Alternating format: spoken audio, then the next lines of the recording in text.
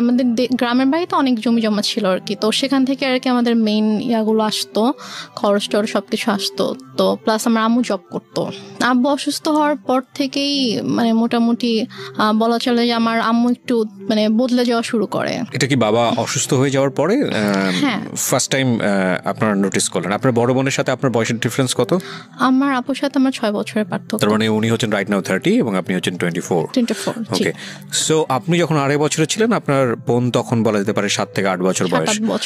আচ্ছা, তো ওই সময় আপনার বাবা ফুললি হসপিটালাইজড? আব্বু ফুললি হসপিটালে। কি করতেন উনি, পেশায় কি ছিলেন? আব্বু অ্যাক্সিডেন্টের আগে ব্যাংকে জব করতেন। আচ্ছা, তো ওই সময় মা খারাপ আচরণ করা শুরু করলো? মানে আপুই বেসিক্যালি আমাকে পেলেছে আর কি ছোটবেলা থেকে আমাকে, কারণ আম্মু বেশিরভাগ সময় হয়তো জবের কারণে বাইরে থাকতো, আব্বু সিক ছিল, সব দায়িত্ব আম্মুকেই নিতে হতো। ও, মাও তখন জব করতো? হ্যাঁ, আম্মু জব করতো। তো তখন থেকে আর কি আম্মু বাসায় আসলে দেখা যেত খুব অল্পতেই রেগে যেত, তারপর অনেক খারাপ ব্যবহার করতো। তো এগুলো নিয়ে আর কি আব্বুর সাথেও আম্মুর একটু ঝামেলা শুরু হয়ে যায় যে তুমি কেন বাচ্চাদের সাথে এরকম ব্যবহার করছো, এটা তো ঠিক করছো না তুমি। তো তখন থেকে আর কি বলা যায় যে আমাদের জীবনটা বদলে যাওয়া শুরু করে। আমরা অনেক হ্যাপি একটা ফ্যামিলি ছিলাম মোটামুটি। অ্যাক্সিডেন্টটা কিসের অ্যাক্সিডেন্ট হয়েছিল? অ্যাক্সিডেন্টটা হচ্ছে আব্বু গ্রামের বাড়িতে যাচ্ছিল, আমাদের বাসা থেকে গ্রামের বাড়িতে যাচ্ছিল। তো তখন আর কি একটা ট্রাক এসে টেম্পু টাইপের যে ইয়াগুলো থাকে না, গ্রামে একটা জায়গা থেকে একটা জায়গায় যায়, ওইরকম একটা গাড়িতে আব্বু ছিল আর কি। একটা ট্রাক এসে উপরে উঠিয়ে দেয়, গাড়ির যে স্টিয়ারিংটা থাকে, স্টিয়ারিংটা একদম আব্বুর পেটে ঢুকে যায়।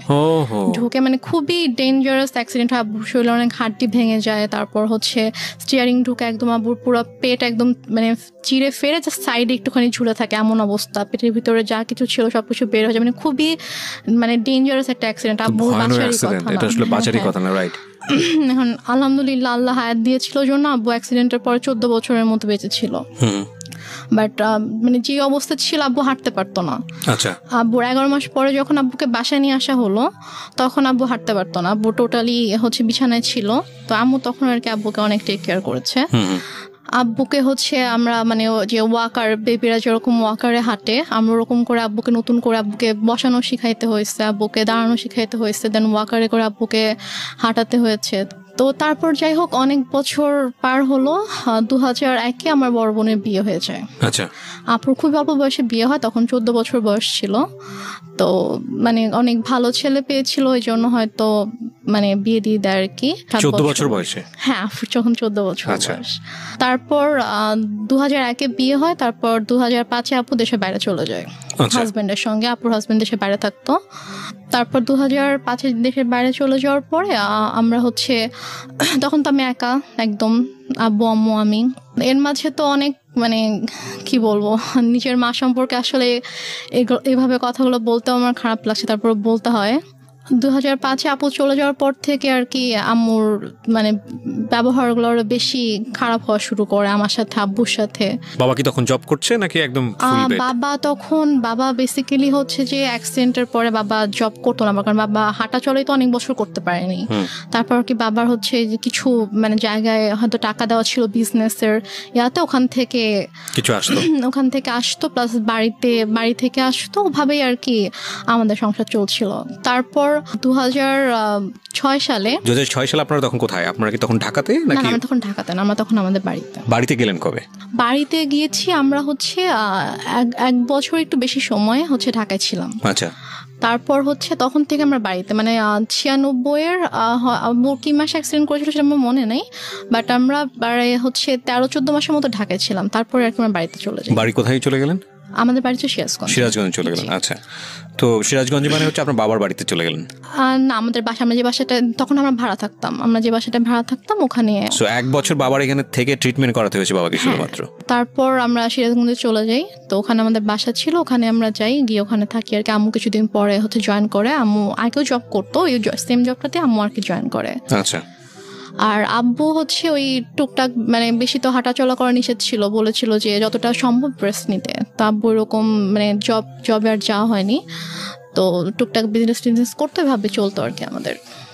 তো তারপর হচ্ছে 2006 সালে একটা ঘটনা আমি দেখি আর কি, মানে আমি ঘুমাচ্ছিলাম, তো ঘুম থেকে উঠে আমি যখন আম্মুর মানে বেডরুমের দিকে যখন আমি গেলাম, তো গিয়ে আর কি আমি খুবই আপত্তিজনক একটা আমি দেখি। সো তারপর থেকে আর কি আমার আম্মুর প্রতি আমার। বাবা কোথায় তখন?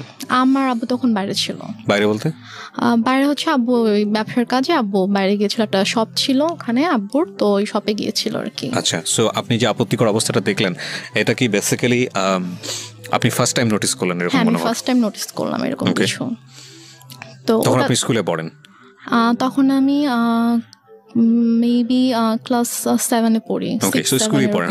স্কুলে পড়ি তখন আমি। তো তারপর ওটা দেখার পর থেকে আম্মু তো প্রচন্ড ভয় পেতাম, মানে দেখা যেত যে আম্মু কিছু একটা বললে অথবা একটু জোরে কথা বললে আমি ভয় পেয়ে যেতাম, বুকের ভিতরে কাঁপুনি শুরু হয়ে যেত যে এখন কি হবে। তো তারপর ওই ঘটনাটার পর থেকে আমি জাস্ট রুমে ঢুকে যখন দেখেছি সাথে সাথে আমি রুম থেকে বের হয়ে গিয়েছি আর কি। আমি আমার রুমে চলে গিয়েছি। তো তার কিছুক্ষণ পরে আম্মু এসেছে আমার রুমে। তো এসে আমাকে বলছে যে যা দেখেছো সেটা যেন বাবাকে না বলা হয়, যদি বলো তাহলে কিন্তু তোমার খবর আছে।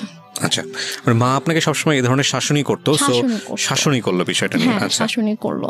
তারপর আমি তো আমি আগে বলেছি যে আমি প্রচন্ড ভয় পেতাম আম্মুকে, তো আমি আর কিছু বলি না, বাবা আসার পরও কিছু বলি না। তো তারপর এভাবেই চলছিল। এরপরও আরও কয়েকবার আমি এরকম ঘটনা আমার চোখের সামনে হয়েছে, কারণ ওই দিনে আমি দেখার পর থেকে আসলে আম্মুরও একটা ভয় কেটে যায় যে হ্যাঁ আমি তো বাবাকে কিছু বলিনি, আমি কিছু বলবো না। তো আমার সামনে এরকম ঘটনা আরও অনেকবার হয়েছে, বাট আমি বাবাকে কিছুই বলতে পারিনি আর কি। তো তারপরে গিয়ে আমরা 2007 সালে আমরা নিজেদের বাসা করি। তো সিরাজগঞ্জে, হ্যাঁ, নিজেদের বাসা করার পরে ওখানে আমরা শিফট হই। তো তারপর 2009 সালে হঠাৎ করে একদিন আমার আব্বু প্রচন্ড অসুস্থ হয়ে যায়। আমরা এখানে একটা বিরতি নিতে চাই প্রিয় শ্রোতা। আপনারা শুনছেন মিস্টার ম্যাঙ্গো ক্যান্ডি প্রেজেন্স জীবন গল্প। আপনারা শুনছেন রেহনুমার জীবন গল্প। রেহনুমা রাইট নাও 24 শুভ হয়ে থাকতো। তারপর আমি আমার রুমে চলে যাই। তো হঠাৎ করে প্রায় 10-15 মিনিট পর আব্বু চিৎকার করে আমাকে ডাকে। তো আমি ছুটে আব্বুর রুমে যাই। তো রুমে যাওয়ার পরে দেখি যে আব্বু বলছে আমার খুব খারাপ লাগছে, তুমি আমাকে বারান্দায় নিয়ে যাও। আচ্ছা। তো আমি আব্বুর রুম থেকে আব্বুকে ধরে বারান্দায় নিয়ে আসি।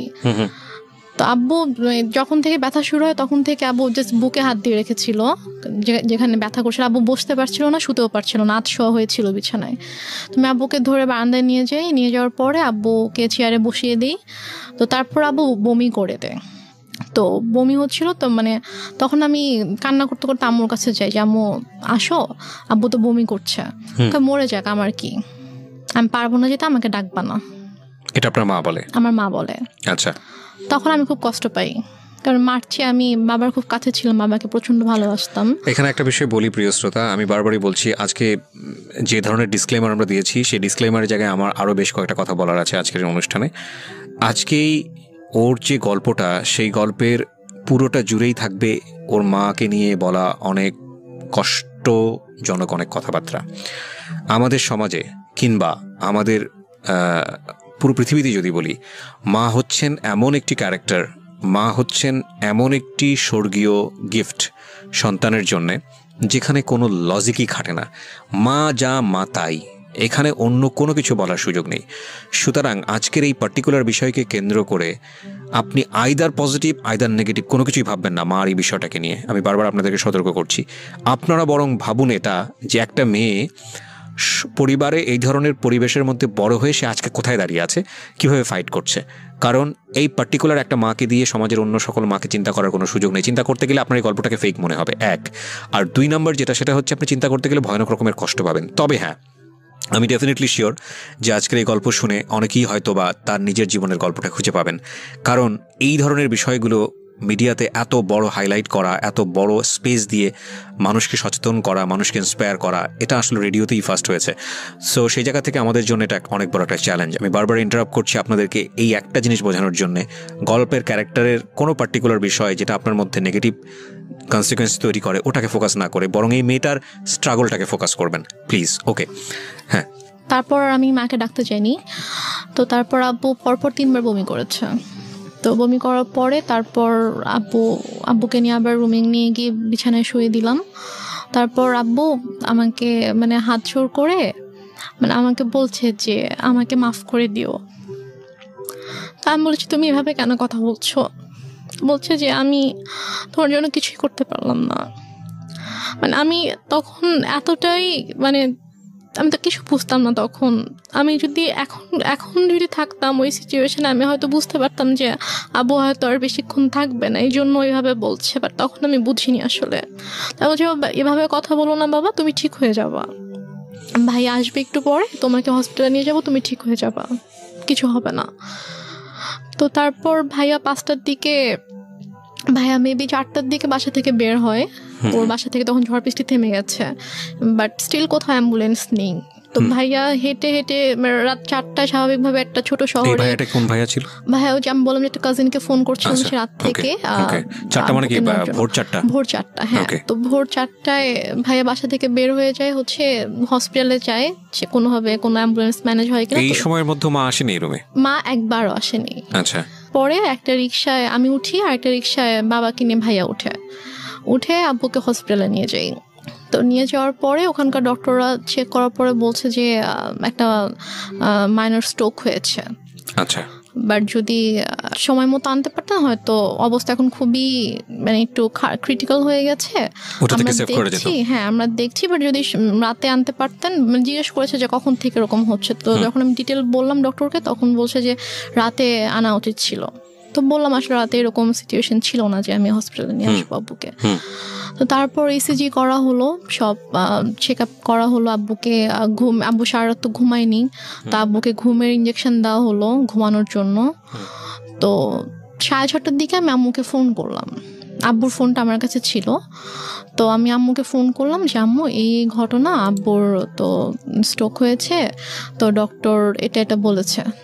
তো বলতেছে যে তুমি আমাকে কেন ফোন দিয়েছো, তোমার বাবা তুমি দেখো, আমাকে কেন বারবার ফোন দিয়ে বলতেছো।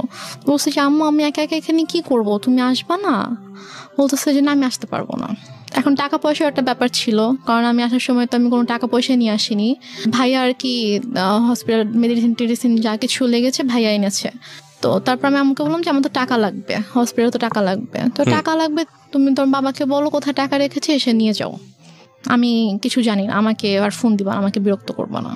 তো তারপর আমি আর মাকে ফোন দিই না, আমি আমার চাচুকে ফোন দিই।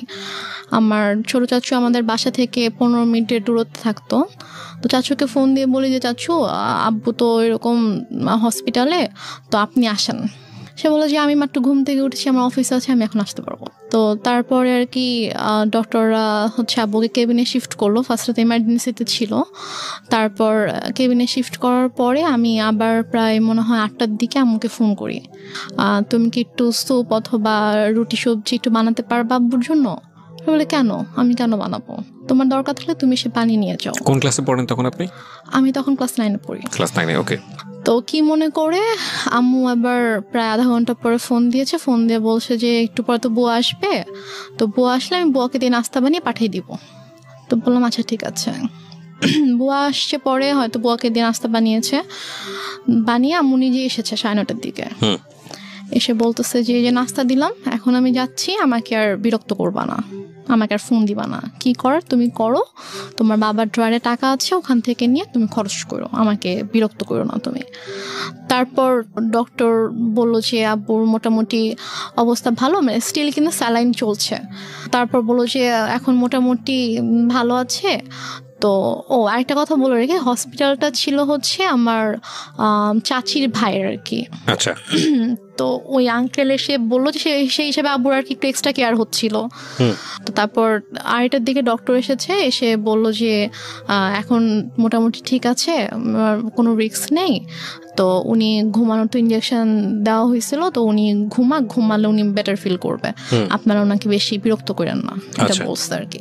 তো বলার পরে তো আম্মু বললো যে ঠিক আছে, আমি তো সারাদিন ছিলাম, আমি এখন চলে যাই, তুমি থাকো। আমার সাথে আমার একটা ভাগিনা ছিল, মানে ও আর আমি সেম এজেরই ছিলাম।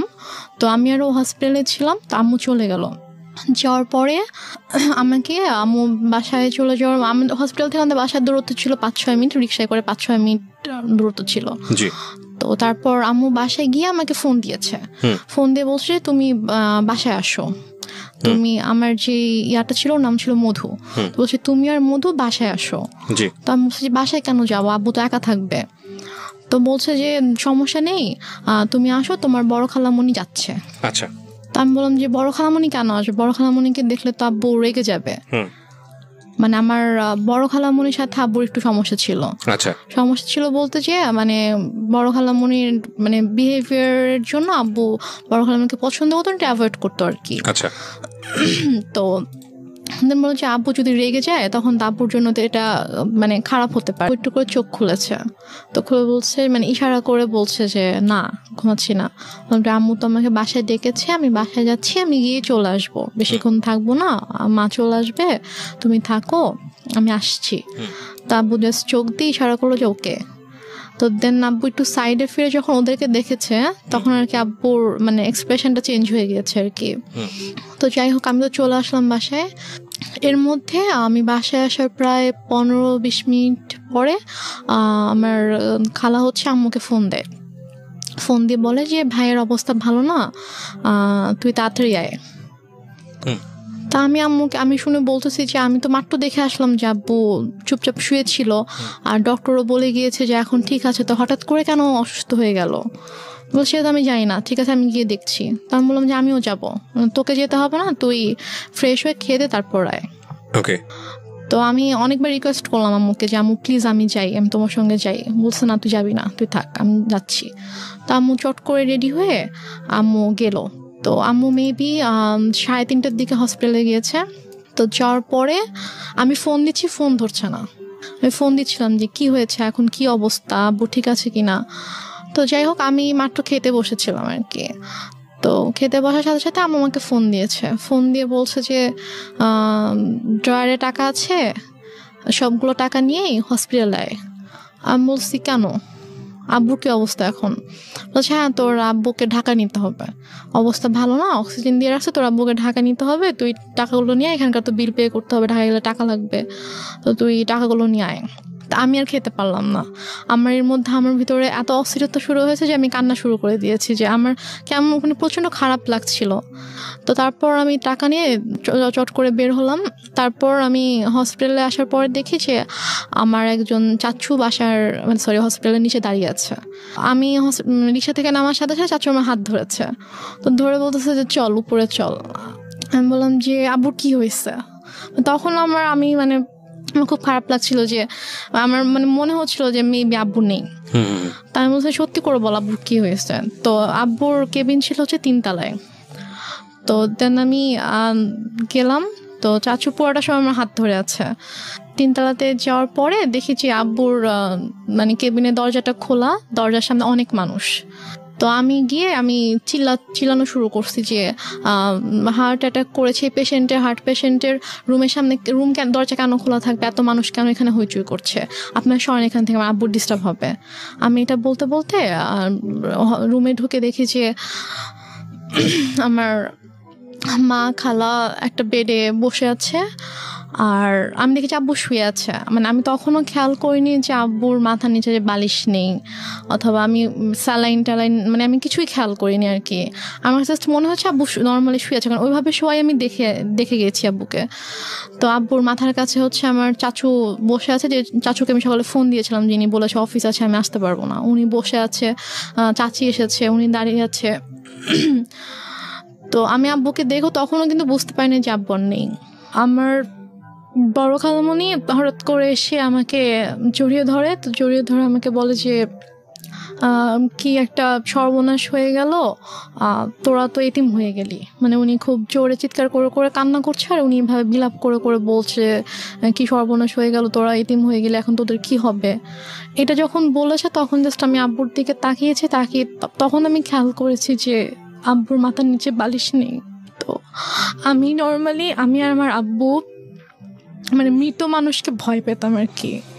আমাদের আশেপাশে বাসায় যদি কেউ মারা যেত, আমার আব্বু ওই বাসার সামনে দিয়ে 40 দিন যেতাম না। আমাদের একটা ধারণা ছিল যে মানুষ মরে গেলে ভূত হয়ে যায়, তারা এসে ভয় দেখাবে।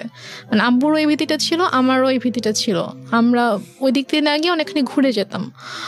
তো বাট তখন আমার কোনো আমার মধ্যে কোনো ওই ভয়টা অথবা ওরকম কিছুই নেই। আমি আব্বুর কাছে গিয়ে আমি আব্বুকে এভাবে ধাক্কা দিচ্ছিলাম যে আব্বু কি হয়েছে তোমার, তুমি ওঠো তুমি। তো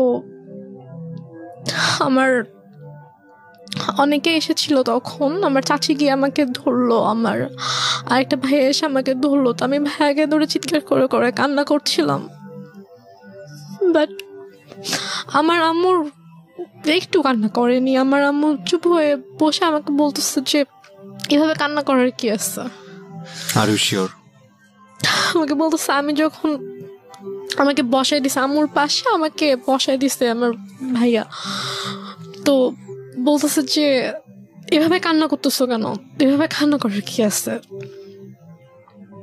টাকা আনছো টাকা দাও। আমি জাস্ট অবাক হয়ে তাকিয়েছিলাম যে মানে সামনের বেডে আব্বু এভাবে পড়ে আছে আর সে আমার সাথে এভাবে কথা বলছে। তারপর আমি অনেকক্ষণ চুপ করে বসেছিলাম। তারপর আমার সাথে ব্যাগ ছিল, নিজেই আম্মু ব্যাগটা নিল, নিয়ে যে ভাইয়াটা সকালে আব্বুকে হসপিটালে নিয়ে আসছে ওকে বললো যে যা গিয়ে বিল পে করে হসপিটালে ঝামেলা শেষ করে একটা অ্যাম্বুলেন্স ঠিক কর, নিয়ে যেতে হবে। তো এর মাঝে আমার আপু ফোন করছে। আপু ঘুমায় ছিল, তো ঘুম থেকে উঠতে পরে ভাইয়া যখন বলছে যে আব্বু অসুস্থ হসপিটালে, তুমি আমাকে ফোন করো। আমার পাশে বসে ফোন ধরে বলতেছে যে তোমার আব্বুকে ঢাকায় নিয়ে যাচ্ছি আমরা। না, সেটা হয়তো আপনি ইজিলি ব্যাক করতে পারেন না, সেজন্যই সে বলেছে, পরে হয়তো সময় নিয়ে বলবে। আমি বলি এটা কেন বলেছে, আমি শুনলে বুঝতে পারবেন। তো তারপর হসপিটালে আমিও গেলাম ভাইয়ার সাথে ফর্মালিটিস করতে। তো ও টাকা পে করার পরে তো ওদের আব্বুর যেটা ফাইল ছিল, লাইক হচ্ছে সকাল থেকে হচ্ছে যে টেস্টগুলো হয়েছে, প্রেসক্রিপশন, এগুলোর একটা ফাইল থাকে। তো প্লাস হচ্ছে দুপুরে হচ্ছে ডক্টর রেফার করে দিয়েছিল ঢাকায় যে হসপিটাল ডক্টরের কাছে, মানে সব পেপারসের যে একটা ফাইল ছিল। তো হসপিটাল থেকে নর্মালি বিল পে করার পর ওই ফাইলটা তো দিবে। তো ভাইয়া যখন জিজ্ঞেস করেছে যে ফাইল কোথায়, তখন বলছে যে ফাইল তো এসে নিয়ে গিয়েছে। তো বলছে যে ফাইল কে নিয়ে গিয়েছে, আমরা তো কেউ ফাইল নিইনি। তো বলেছে যে ডক্টর যখন রুমে গিয়েছে, অক্সিজেন যখন দেওয়া হয়েছে পেশেন্টকে, তখন আপনাদের একজন রিলেটিভ এসেছিল, এসে বলেছে যে অমুক কেবিনের অমুকের ফাইলটা ডক্টর চেয়েছে, আমরা তো দিয়ে দিয়েছি। তো উপরে গিয়ে ভাইয়া সবাইকে জিজ্ঞেস করলো ওখানে যারা যারা ছিল, তো কি সবাই বলতেছে যে না আমি তো নিইনি। তো ফাইলটা যাই হোক পাওয়া গেল না। তারপর অ্যাম্বুলেন্সে করে আব্বুকে আমাদের বাসায় নিয়ে আসা হলো। তো বাসায় নিয়ে আসার সাথে সাথে দেখে যে আম্মু ওদিকে ফোন টোন দিয়ে সব অ্যারেঞ্জমেন্ট করে ফেলেছে যে মানে যত তাড়াতাড়ি পসিবল মাটি দিতে হবে। বাট আপু যখন দেশের বাইরে চলে যায়, তখন আপু এভাবে বলে যায় যে মানে যদি কখনো মানে আব্বু হোক আম্মু হোক কেউ যদি মারা যায়, তাকে রেখে দিবা আমি না আসা পর্যন্ত, আমি আসবো দেখবো তারপর মাটি হবে। আপু এটা বলে গিয়েছিল। তো আপুর শ্বশুর বাড়িতে যখন জানানো হয় যে আব্বু মারা গেছে, তখন বলে যে ঠিক আছে আমরা আসছি, আপনারা ওখানে সব কিছু ঠিকঠাক করেন, ওনাকে গোসল করেন, তারপর আমরা ঢাকায় নিয়ে এসে ওনাকে, মানে আপু শ্বশুর বাড়িতেও এটা জানতো, কারণ আপু শ্বশুর বাড়িতেও সেম কথাটাই বলেছে যে শ্বশুর শাশুড়ি ছিল। তো ওদের বলেছে যে মানে যারই কিছু হোক না কেন আমাদেরকে ছাড়া কিন্তু আপনারা মাটি দিবেন না, আমরা দেখবো। তো ওইভাবে আপুর শ্বশুরও ফোন দিয়ে বলে যে ঠিক আছে ভাইজানকে নিয়ে আসতে হবে ঢাকায়, নিয়ে এসে আমি ব্যবস্থা করছি। এখানে বারডেমে সম্ভবত ছিল, হিমাগার আছে, তো ওখানে বলো যে ওখানে রাখবো, আমি সব ব্যবস্থা করে আমি আসছি। বলছে না আপনাদের আসতে হবে না, যত তাড়াতাড়ি পসিবল মাটি দিয়ে দিব, মিন্টুর বৃষ্টি আত্মা হচ্ছে কষ্ট পাবে, বেশিক্ষণ রাখা যাবে না। তো বলতেছে যে না, মানে আপুর কথা বলছে যে বৌমা তো বলে গেছে, তা আমাকেও বলে গেছে, তো আমি তো এটা পারবো না, আমি বৌমাকে কি জবাব দিব আপনি যদি মাটি দিয়ে দেন। বলতেছে না আপনাদেরও কষ্ট করে, এখন সন্ধ্যা হয়ে গেছে, আপনাদেরও এখন কষ্ট করে আসতে হবে না, আর আপনারা আসলে আসেন, বাট আপনারা আসার আগে আগে মাটি দিয়ে দিব। মানে আম্মু পুরো ক্রেজি হয়ে গিয়েছে মাটি দেওয়ার জন্য। তো আমার চাচুরা ফোন দিয়ে বলতেছে যে আমার আরেকটা চাচা গ্রামের বাড়িতে থাকে, তো আমার চাচা ফোন দিয়ে বলতেছে যে তুমি এখানে নিয়ে আসো, আমাদের পারিবারিক কবরস্থানে মাটি হবে। সে বলতেছে না আমি ওখানে নিব না, ওর এখানেই মাটি হবে। তো এগুলো নিয়ে আম্মু খুবই মানে রীতিমতো ঝগড়া করতেছে অনেক। আম্মু কিন্তু স্টিল মানে এক ফোঁটাও কান্না করেনি, একটুও কান্না করেনি। তো সে আমার চাচার সাথে ফোনে ঝগড়া করতেছে যে না আমি এখানে মাটি দিব, আপনাদের যদি দেখতে ইচ্ছা করে আপনারা এখানে আসেন, এসে দেখে যান। কোনোভাবে রাজি করাতে পারতেছে না যে না পারিবারিক কবরস্থানে তার মাটিটা হবে। ওইদিকে আপু বারবার ফোন করে বলতেছে যে তুমি একটু আব্বুর সাথে কথা বলায় দাও। তো বলছে এখন তো কথা বলতে পারবে না, এখন তো হচ্ছে যে কি অক্সিজেন দিয়ে রাখছে এটা সেটা এগুলো বলতেছে। তো বলছে যে ও আপুকে বলছে যে আমি এখন অ্যাম্বুলেন্সে। তো বলছে ঠিক আছে আব্বু কথা বলতে না পারলেও সমস্যা নেই, তুমি আব্বুর কানের কাছে ফোনটা নাও, আমি আব্বুর সাথে কথা বলে আব্বু বেটার ফিল করবে, আব্বুর ভালো লাগবে আমার ভয়েস শুনলে। সে বলতেছে না এখন না, আমি হসপিটালে যাই, তোমার সাথে কথা বলে দিব। তো এভাবে ওদিকে আপুকে এভাবে হ্যান্ডেল করতেছে, তারপর হচ্ছে আমার চাচার সাথে ঝগড়া করতেছে এবং মাটি দেওয়ার জন্য খুবই পাগল হয়ে গেছে। মানে আপনার কথা অনুযায়ী যদি আপনি সবকিছু মেনে নেই তাহলে বলতে হবে যে সে এককভাবে সিদ্ধান্ত নিচ্ছে, একটা স্বেচ্ছাচারী আচরণ যেটাকে বলে, সে কারো কথাই শুনছে না। লাইক একজন মহিলার যে হাজবেন্ড মারা গেলে তার যেরকম বিহেভিয়ার থাকা উচিত ওরকম কিছু ছিল না আমার মাঝে। অনেক বেশি ডেসপারেট ছিল to establish her decision. Yeah exactly. Okay, তো তারপর সবাই বুঝায় যে এরকম করার কিছু নেই, আপনি একটু শান্ত হন, যেহেতু তার বাবা মা ভাই সবার কবর ওখানে, সো ওনার ভাইরাও চাচ্ছে ওনাদের কথাটা আপনাকে মানতে হবে। তো সবাই বুঝানোর পরে গিয়ে উনি আর কি বলে আচ্ছা ঠিক আছে। দেন আব্বুকে গোসল করানো হয়, করানোর পরে রাত 8টার দিকে সম্ভবত অথবা 8টার পরে আব্বুকে একটা ট্রাক নিয়ে আসা হয়। মানে আমাদের বাসা থেকে আমার দাদুর যে গ্রাম 1 ঘন্টার দূরত্ব ছিল আর কি। তো ওখানে তারপর আমরা যাওয়ার জন্য মাইক্রো ট্রাক সবকিছু অ্যারেঞ্জ করা হয়। তো আমি বলি যে আমি যাবো, বলেন তোমাকে যেতে হবে না, আমাকে বাসায় রাখে। আমার বাসায় আমার ছোট খালামুনি ছিল, আরও কে ছিল, তো ওদের কাছে আমাকে রেখে যায়। রেখে আম্মু চলে যায় ওদের সাথে গ্রামের বাড়িতে মাটি দেওয়ার জন্য। আচ্ছা, মাটি দিয়ে রাতের 12:30 পৌনে 1টার দিকে চলে আসে, সবাই আবার ব্যাক করে আর কি। স্টিল আপুর সাথে সে কথা বলতেছে যে বাবা বেঁচে আছে, বাবা হসপিটালে। আপু বারবার ফোন দিয়ে বলছে যে কথা বলায় দাও, সে মানে বলাচ্ছে না আর কি। তো দেন মেবি 12:30 পৌনে 1টার দিকে আসলো বাসায়। তো আসার পরে তখন গিয়ে আপু শাশুড়িকে বলেছে যে আপনাদের আসতে হবে না, আমি যেহেতু মাটি দিয়ে দিয়েছি তাড়াতাড়ি, তো আপনারা সকালে আসেন, রিল্যাক্সে সকালে আসেন, এখন আসতে হবে না। তো তারপর ওরাও আসলো না। তো তারপর আপুকে আমাদের সময় সকাল 5:30টার দিকে আপুকে ফোন দিয়েছে, ভাইয়াকে ফোন দিয়ে তো আপু কলেজে ছিল, ভাইয়াকেও কিন্তু জানায়নি। তো 5:30টার দিকে ভাইয়াকে ফোন দিয়ে বলছে যে তোমার আব্বা তো মারা গেছে। তো বলছে যে মানে কি, আপনি তো একটু আগেও বলছেন, মানে রাতের বেলাও যখন কথা হয়েছে তখনও তো আপনি বলছেন যে আব্বা ঢাকায় হসপিটালে, এখন মারা গেছে, মানে আপনি কি বলতেছেন এগুলা? ভাইয়া বিশ্বাস করতে পারতেছে না। তো বলতেছে যে হ্যাঁ এরকম মারা গেছে, মাটি দিয়ে আসছি, ডিটেল বললো আর কি। তো তাহলে আপনি কেন বিকেল থেকে বলছেন যে আপনি আব্বুকে ঢাকায় নিয়ে আসতেছেন, এগুলো কেন বলছেন, মিথ্যা কথা কেন বলছেন? পরে বলে যে তারপর বলছে যে আপনাদেরকে তো বলা হয়েছে যে কেউ মারা গেলে রাখতে, আমরা দেখবো তারপর মাটি হবে, তো আপনি কেন মাটি দিয়ে দিলেন? ভাই আম্মুর সাথে এভাবে কথা বলতেছিল। তো বলতেছে যে আমার ইচ্ছা হয়েছে আমি দিচ্ছি। এটা আপনার মা বলছে? আমার মা বলছে যে আমার ইচ্ছা হয়েছে আমি দিচ্ছি, এখন তো কিছু করার নাই। আপুর কথা বলছে যে ওকে জানাও, ও কোথায়? তো বলছে ঠিক আছে, ওকে আপনার জানাইতে হবে না, আমি ওকে জানাচ্ছি, আমি আমার ওয়েতে ওকে জানাবো। তো তারপর আপু কলেজে ছিল। তো আপু কলেজ থেকে আসার পর এর মধ্যে বাসায় হচ্ছে আপুর কিছু ফ্রেন্ডকে ভাইয়া ডাকে, ওরা সবাই আসে। তো আপু বাসায় এসে দেখে আপুর ফ্রেন্ডরা বাসায়, ভাইয়া বাসায়। তো আপু বলে যে কি হয়েছে তোমরা হঠাৎ করে বাসায় না জানিয়ে? তো বলে আসলাম আর কি। তো ওরা অনেক খাবার টাবার রান্না করে আনছে, তো আনার পর আপুকে খাওয়ানো দাওয়ানোর পরে তারপর আপুকে বলছে যে এরকম আব্বু তো মারা গেছে। তখন আপু খুব শক, যে মানে কি, আমাকে তো বলা হয়েছে যে আব্বু হসপিটাল, আব্বু ঢাকায়, তাহলে আম্মু কেন মিথ্যা কথা বলছে? দেন আপু আম্মুকে ফোন করে বলে যে তুমি কেন মিথ্যা বললা, যাই হোক অনেক কথা। তো আম্মু বলে যে এরকম মৃত মানুষকে রাখতে হয় না, কষ্ট পায়, এগুলো নিয়ে আর কি অনেক ইয়া হয়। বাট তখনও আমি বুঝতে পারিনি যে আসলে ব্যাপারটা কি হয়েছে। তো এর মাঝে কথা ওঠে আব্বুর এই ফাইলটা নিয়ে। এটা নিয়ে যখন কথা ওঠে যে ওই ফাইলটা কোথায়, আমার বড় খালার ছেলে হচ্ছে ডাক্তার।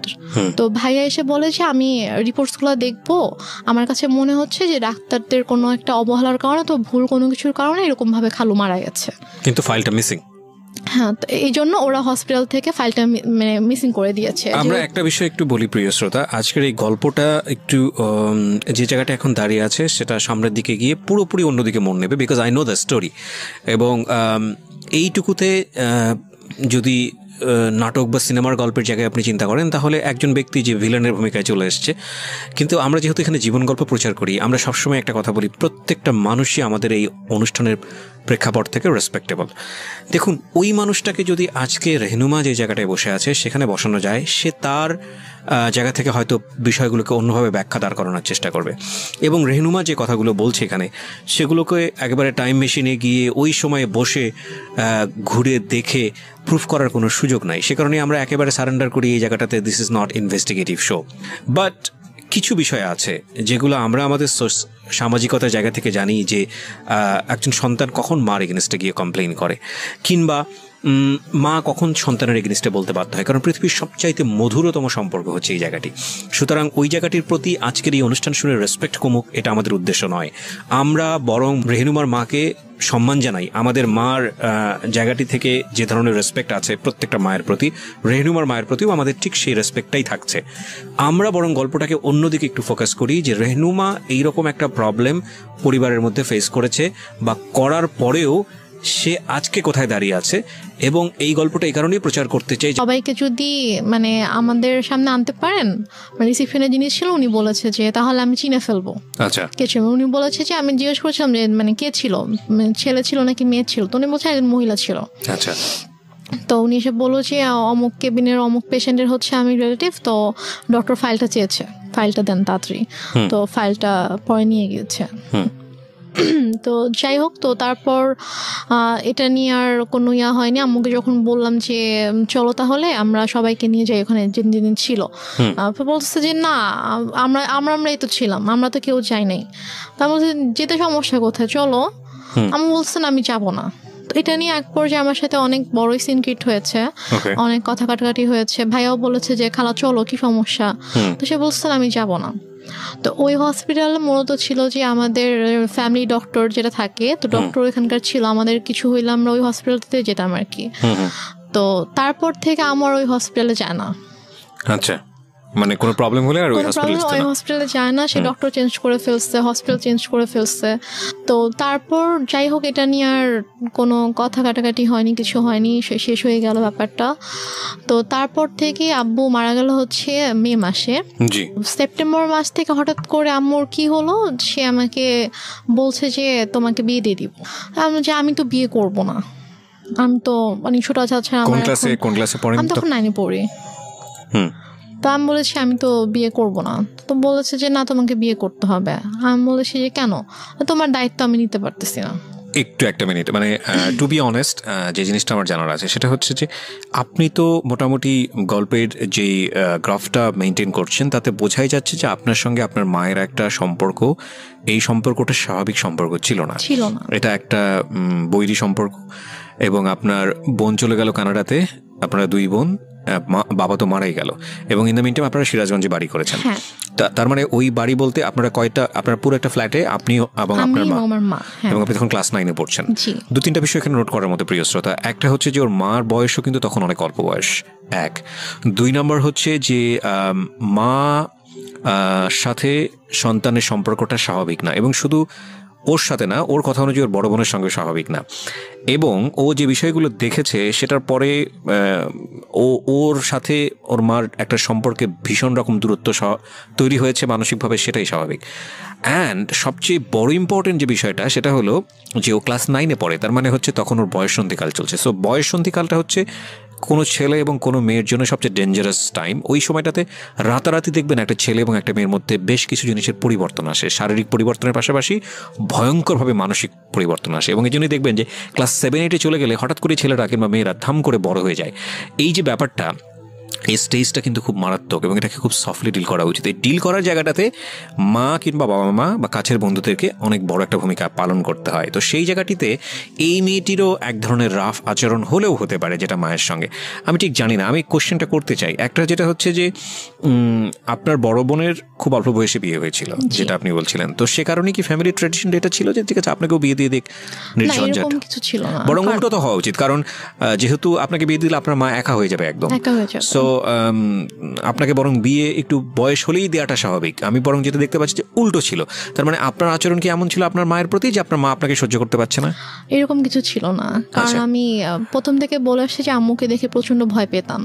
ধর আম্মু কোনো কিছু নিয়ে যদি কোনো কিছু বলতো একদম মানে চুপ হয়ে যেতাম। কখনো যে তর্ক করা অথবা ওইভাবে ঝগড়া করা এরকম কিছু, অথবা উল্টে পাল্টা কোনো জবাব দেওয়া, এরকম কখনোই কিছু ছিল না। ওই কয়েকটা মাস আমার মানে এমন কেটেছে যে আব্বুর জন্য, আব্বুকে এত বেশি মিস করতাম এবং ওই রাতটার কথা মনে পড়ে। এই যে ফিলিংসটা নিয়ে যদি আরেকটা মানুষ আপনার পাশে দাঁড়াতো তাহলে মনে হতো যে না এই মানুষটা আমার কাছের মানুষ, যেটা আপনার মার কাছ থেকে আসার কথা ছিল। আপনার কথা অনুযায়ী আপনার মা ওই সময়টাতে খুবই স্বাভাবিক ছিলেন, তার মানে ওইটা আপনার কাছে আরো বেশি কষ্টদায়ক মনে হচ্ছিল। বলুন তারপর। যারা এসেছে তারাই কিন্তু আমাকে সান্ত্বনা দিয়েছে, বাট আমার মার থেকে আমি কোনো সান্ত্বনা পাইনি। তো আমি আসলে অনেক বেশি মানে একা হয়ে গিয়েছিলাম। তো সেই একাকিত্ব থেকে আমি আর কি ঘুমাতাম না। তো যাই হোক, তো সেপ্টেম্বরের দিকে হঠাৎ করে আম্মু একদিন আমাকে বলে যে দেখো আমার অনেক ঝামেলা হচ্ছে। ব্যাপারটা এরকম না যে আম্মু আমার দায়িত্ব নিতে পারছে না যে আমার জন্য আম্মুর খরচ হচ্ছে, আমার খরচ কিন্তু আপুই পাঠাতো। তো সে আমাকে বলছে যে না আমি তোমাকে রাখতে পারবো না, আমি তোমার দায়িত্ব নিতে পারছি না, তোমাকে আমি বিয়ে দিয়ে দিব। তা আমি বলি ঠিক আছে, আমি আপুর সাথে কথা বলতে চাই, তোমার যদি খুব বেশি সমস্যা হয় তাহলে আমি আপুকে বলি, আপু আমাকে হোস্টেলে পাঠিয়ে দিক। আচ্ছা। তো বলেছে না আপুকে বলা যাবে না। তো এটা নিয়ে অনেক আম্মুর সাথে মোটামুটি একটু চলছিল যে আম্মু অনেকভাবে অনেককে দিয়ে বুঝাচ্ছিল আমাকে, লাইক আমার ফ্রেন্ডের আম্মুকে নিয়ে এসে। আপনার মধ্যে এমন কোনো আচরণ কি ছিল যেটা মা নোটিস করেছে যে বিয়ে দিয়ে দিলেই আমি সেফ জোনে চলে যাই? আমার মধ্যে আচরণ বলতে আমি তো বাসা থেকে বের হতাম না। মেল ফ্রেন্ডের সঙ্গে টাইম পাস করা, যেহেতু বাবা নাই সো ডেসপারেটলি মাকে অ্যাভয়েড করে অন্য কোনো দিকে যাওয়া? না আমার ওরকম কোনো মেল ফ্রেন্ড ছিল না যাদের সাথে হয়তো আমি বাইরে, আমি গার্লস স্কুলে পড়তাম, তো আমার ওরকম মেল কোনো ফ্রেন্ড ছিল না।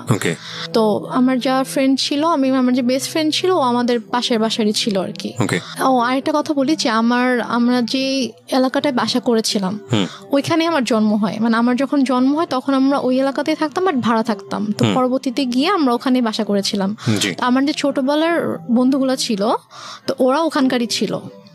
তো সেই হিসাবে জাস্ট ওদের আম্মুকে নিয়ে এসে আম্মু আমাকে বুঝাচ্ছিল যে বিভিন্নভাবে মোটিভেট করার চেষ্টা করছিল। তো এর মাঝে যেটা হয় যে অক্টোবর মাসে আমার দুঃসম্পর্ক আত্মীয় হঠাৎ করে আম্মু বলে যে ওরা আসবে। আম্মু অনেক আয়োজন করতেছিল, বাজার টাজার করছে, রান্না করতেছে, তারপর আন্টি আসছে, আমার বান্ধবীর মা আসছে, বোন আসছে।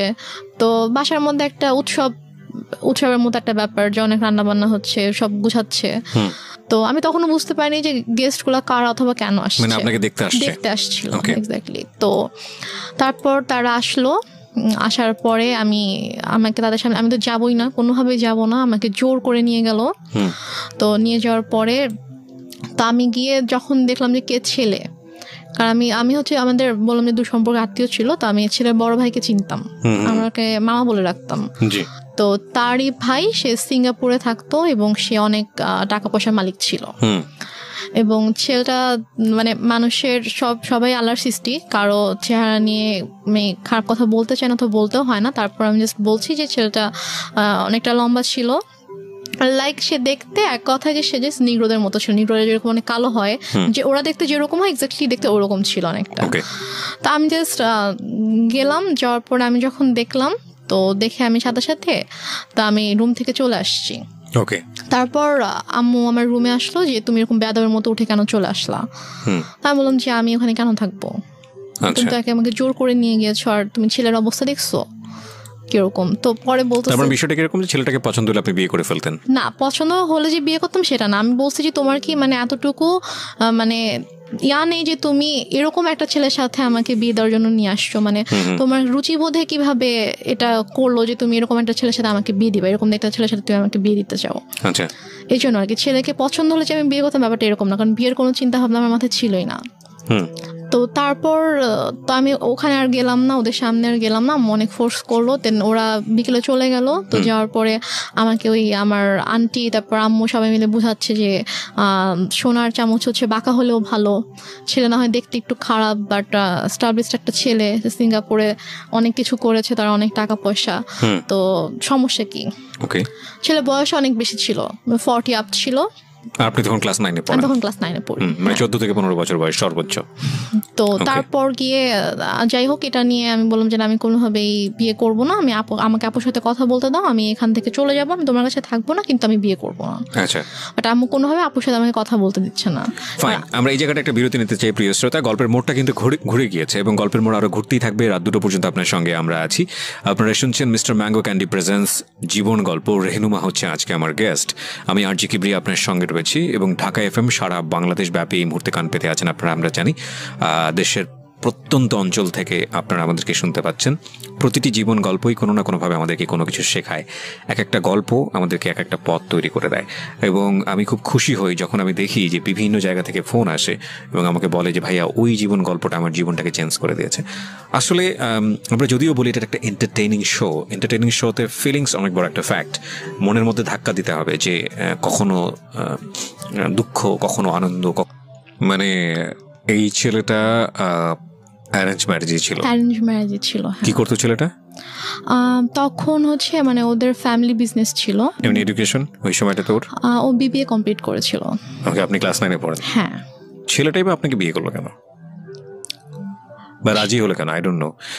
সে আমাকে পছন্দ করতো, ইভেন আমার আগে থেকে পছন্দ করতো। তো আমাকে আমার বান্ধবীর মাধ্যমে বলেছিল যে ওকে আমার অনেক ভালো লাগে, ওকে একটু বল। তো আমার ফ্রেন্ড আমাকে বলেছিল যে ভাইয়া তোকে পছন্দ করে, তো মানে রিলেশনশিপে যাবে কিনা অথবা এরকম আমাকে বলেছিল। তো আমি বলেছি না, আমি এরকম কোনো কিছুতে যাব না। তো তারপর আর কি সে এবং মানে মাঝে মাঝে হয়তো আমার ফ্রেন্ডের ফোনের মাধ্যমে তার সাথে আমার কয়েকবার কথা হয়েছিল যে আবু মারা যাওয়ার পরে আর কি, যে ভাইয়া তোর সাথে কথা বলতে চেয়েছে। তো তারপর কথা হয়েছে, তো সে আমাকে অনেক পছন্দ করতো। আমারও ভালো লাগতো, আমারও যে ভালো লাগতো না সেটা না, কিন্তু আমি আসলে এরকম ভাবে কোনো রিলেশনে যাওয়ানোর মতো অবস্থা ছিলাম না আর কি। তো যাই হোক, নভেম্বরের 28 তারিখে আমার বিয়ে হয়ে যায়। তারপর আমি ঢাকায় চলে আসি, ওরা সবাই ঢাকায় থাকতো। হাজবেন্ডের নাম কি ছিল? ওর নাম ছিল শাহেদ। তো তারপরে আমরা ঢাকায় চলে আসার পরে আর কি আমি ওদের ফ্যামিলি সবাই ছোট ছিলাম। মানে হচ্ছে ওর যে বড় বোনের, ওরা 3 ভাই 2 বোন ছিল, তো ওর বড় বোনের যে মেয়ে ও আমার বড় ছিল।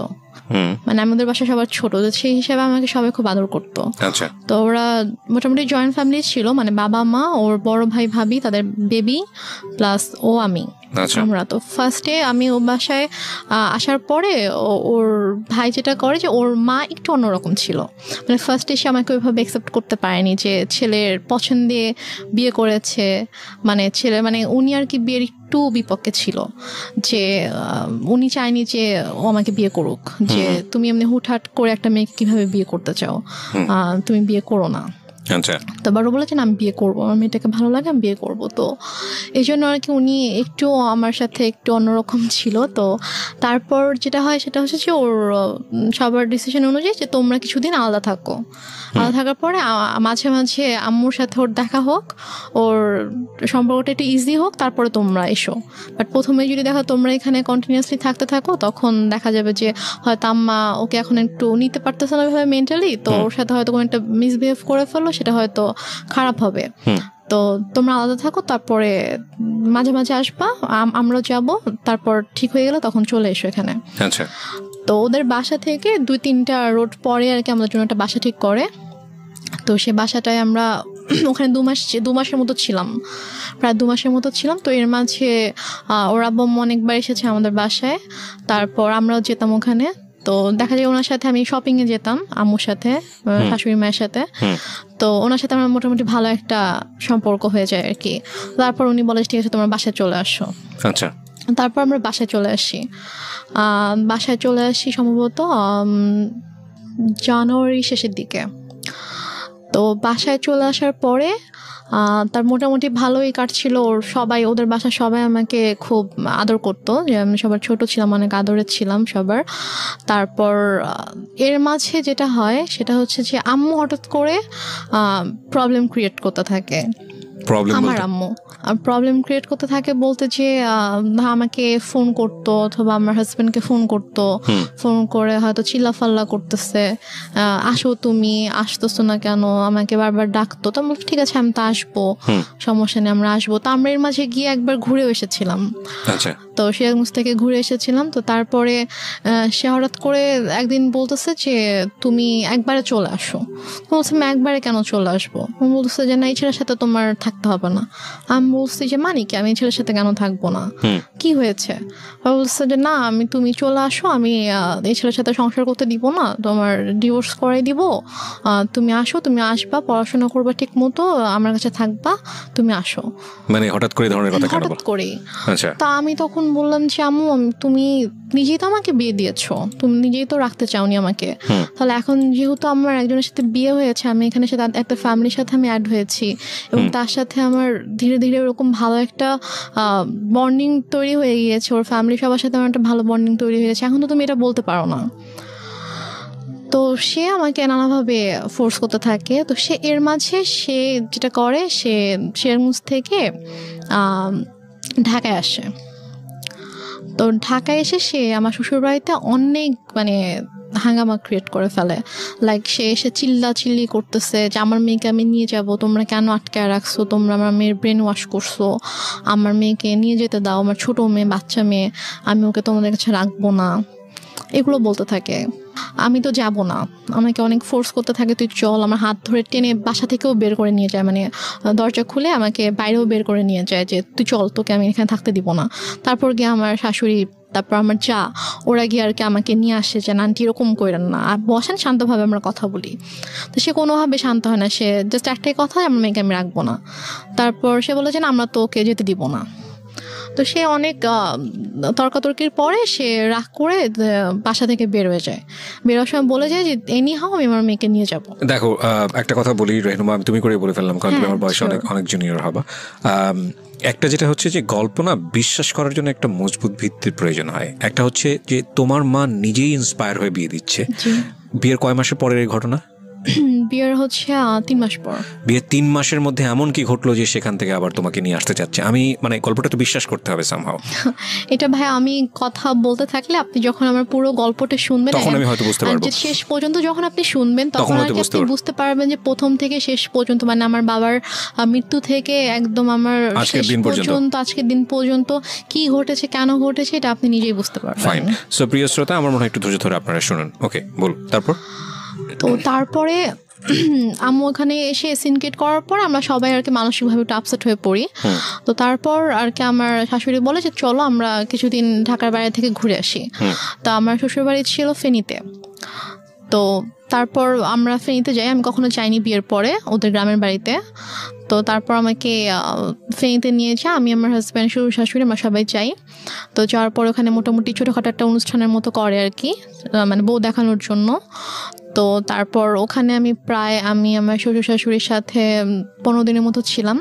তো এর মাঝে যেটা হয়, আম্মু ওদের সব রিলেটিভস লাইক ওর চাচা, চাচি, মামা, খালা, ফুপু, মানে যত রিলেটিভ আছে সবার নাম্বার কিভাবে কালেক্ট করে ফেলে। কালেক্ট করে সবাইকে ফোন দিয়ে সে বলে যে শাহেদ ভালো না, ওর আমার মেয়ে, ছোট একটা বাচ্চা মেয়েকে ও বিয়ে করছে, বিয়ে করে এখন ওকে টর্চার করতেছে, ওকে মারতেছে। তারপর আমার হচ্ছে চাচা শ্বশুরের ছেলেকে ফোন দিয়ে বলে যে উনি হচ্ছে পুলিশের ডিআইজি। তো ওনাকে ফোন দিয়ে কমপ্লেন করে যে আপনার ভাই আমার মেয়েকে টর্চার করে, আমি তো আপনাদের নামে মামলা করব। তো স্বাভাবিকভাবে সে যেহেতু মানে আইনের একজন তো সে বলে যে আমি যতটুকু জানি আমার ভাই এরকম কিছু করার কথা না, ঠিক আছে আপনি যেহেতু আমার কাছে কমপ্লেন করেছেন আমি ব্যাপারটা দেখব। তো উনি তারপর আমার হাজব্যান্ডকে, আমার শ্বশুর শাশুড়িকে মানে কথা বলে, ওনার সাথে কথা বলে যে কি হয়েছে। তখন বলতেছে যে তুমি তো আমাদের কথা বিশ্বাস করবো না, তুমি বৌমার থেকে শুনো যে মানে আমাদের কোনো দোষ নেই অথবা আমরা কিছু করি না, ওর মা এরকম সিন ক্রিয়েট করতেছে।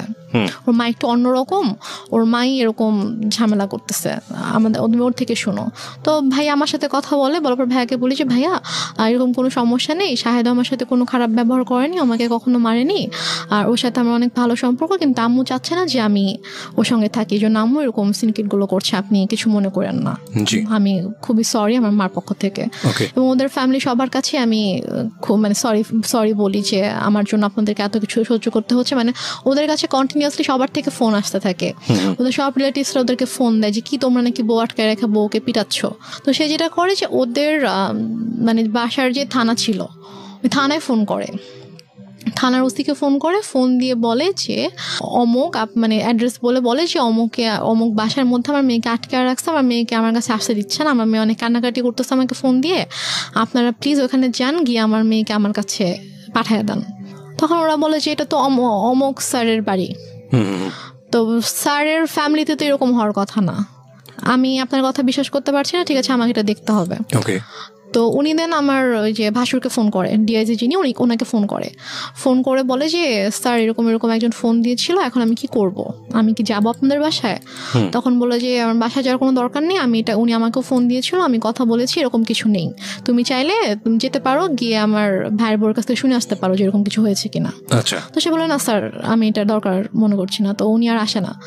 তো তারপর গিয়ে তো ওই ভাইয়া যখন জানায় আমার হাজব্যান্ডকে, তখন ও বলে যে অনেক হয়েছে, মান সম্মান নষ্টের একটা লিমিট থাকে, ফ্যামিলি সবার সামনে তো করেছিল, এখন এখানেও করছে, তো তুমি একটা কাজ করো, যেহেতু মা যেহেতু এত করে চাচ্ছে তুমি ওনার কাছে গিয়ে থাকো, তুমি যাও, তুমি গিয়ে তার কাছে গিয়ে একটু বোঝা বলো যে এরকম কেন করতেছে, তুমি কিছুদিন তার কাছে থাকো, থাকলে হয়তো তার ভালো লাগবে। আচ্ছা, এটা বলে সে? হ্যাঁ এটা বলে। তো বলে সে, ও ঢাকায় ছিল, আমি ফেনীতে ছিলাম, তো ঢাকা থেকে ফেনীতে আসে, এসে আমাকে ঢাকায় নিয়ে দিলাম, একদিন পরে আমাকে সিরাজগঞ্জে দিয়ে আসে আম্মুর কাছে।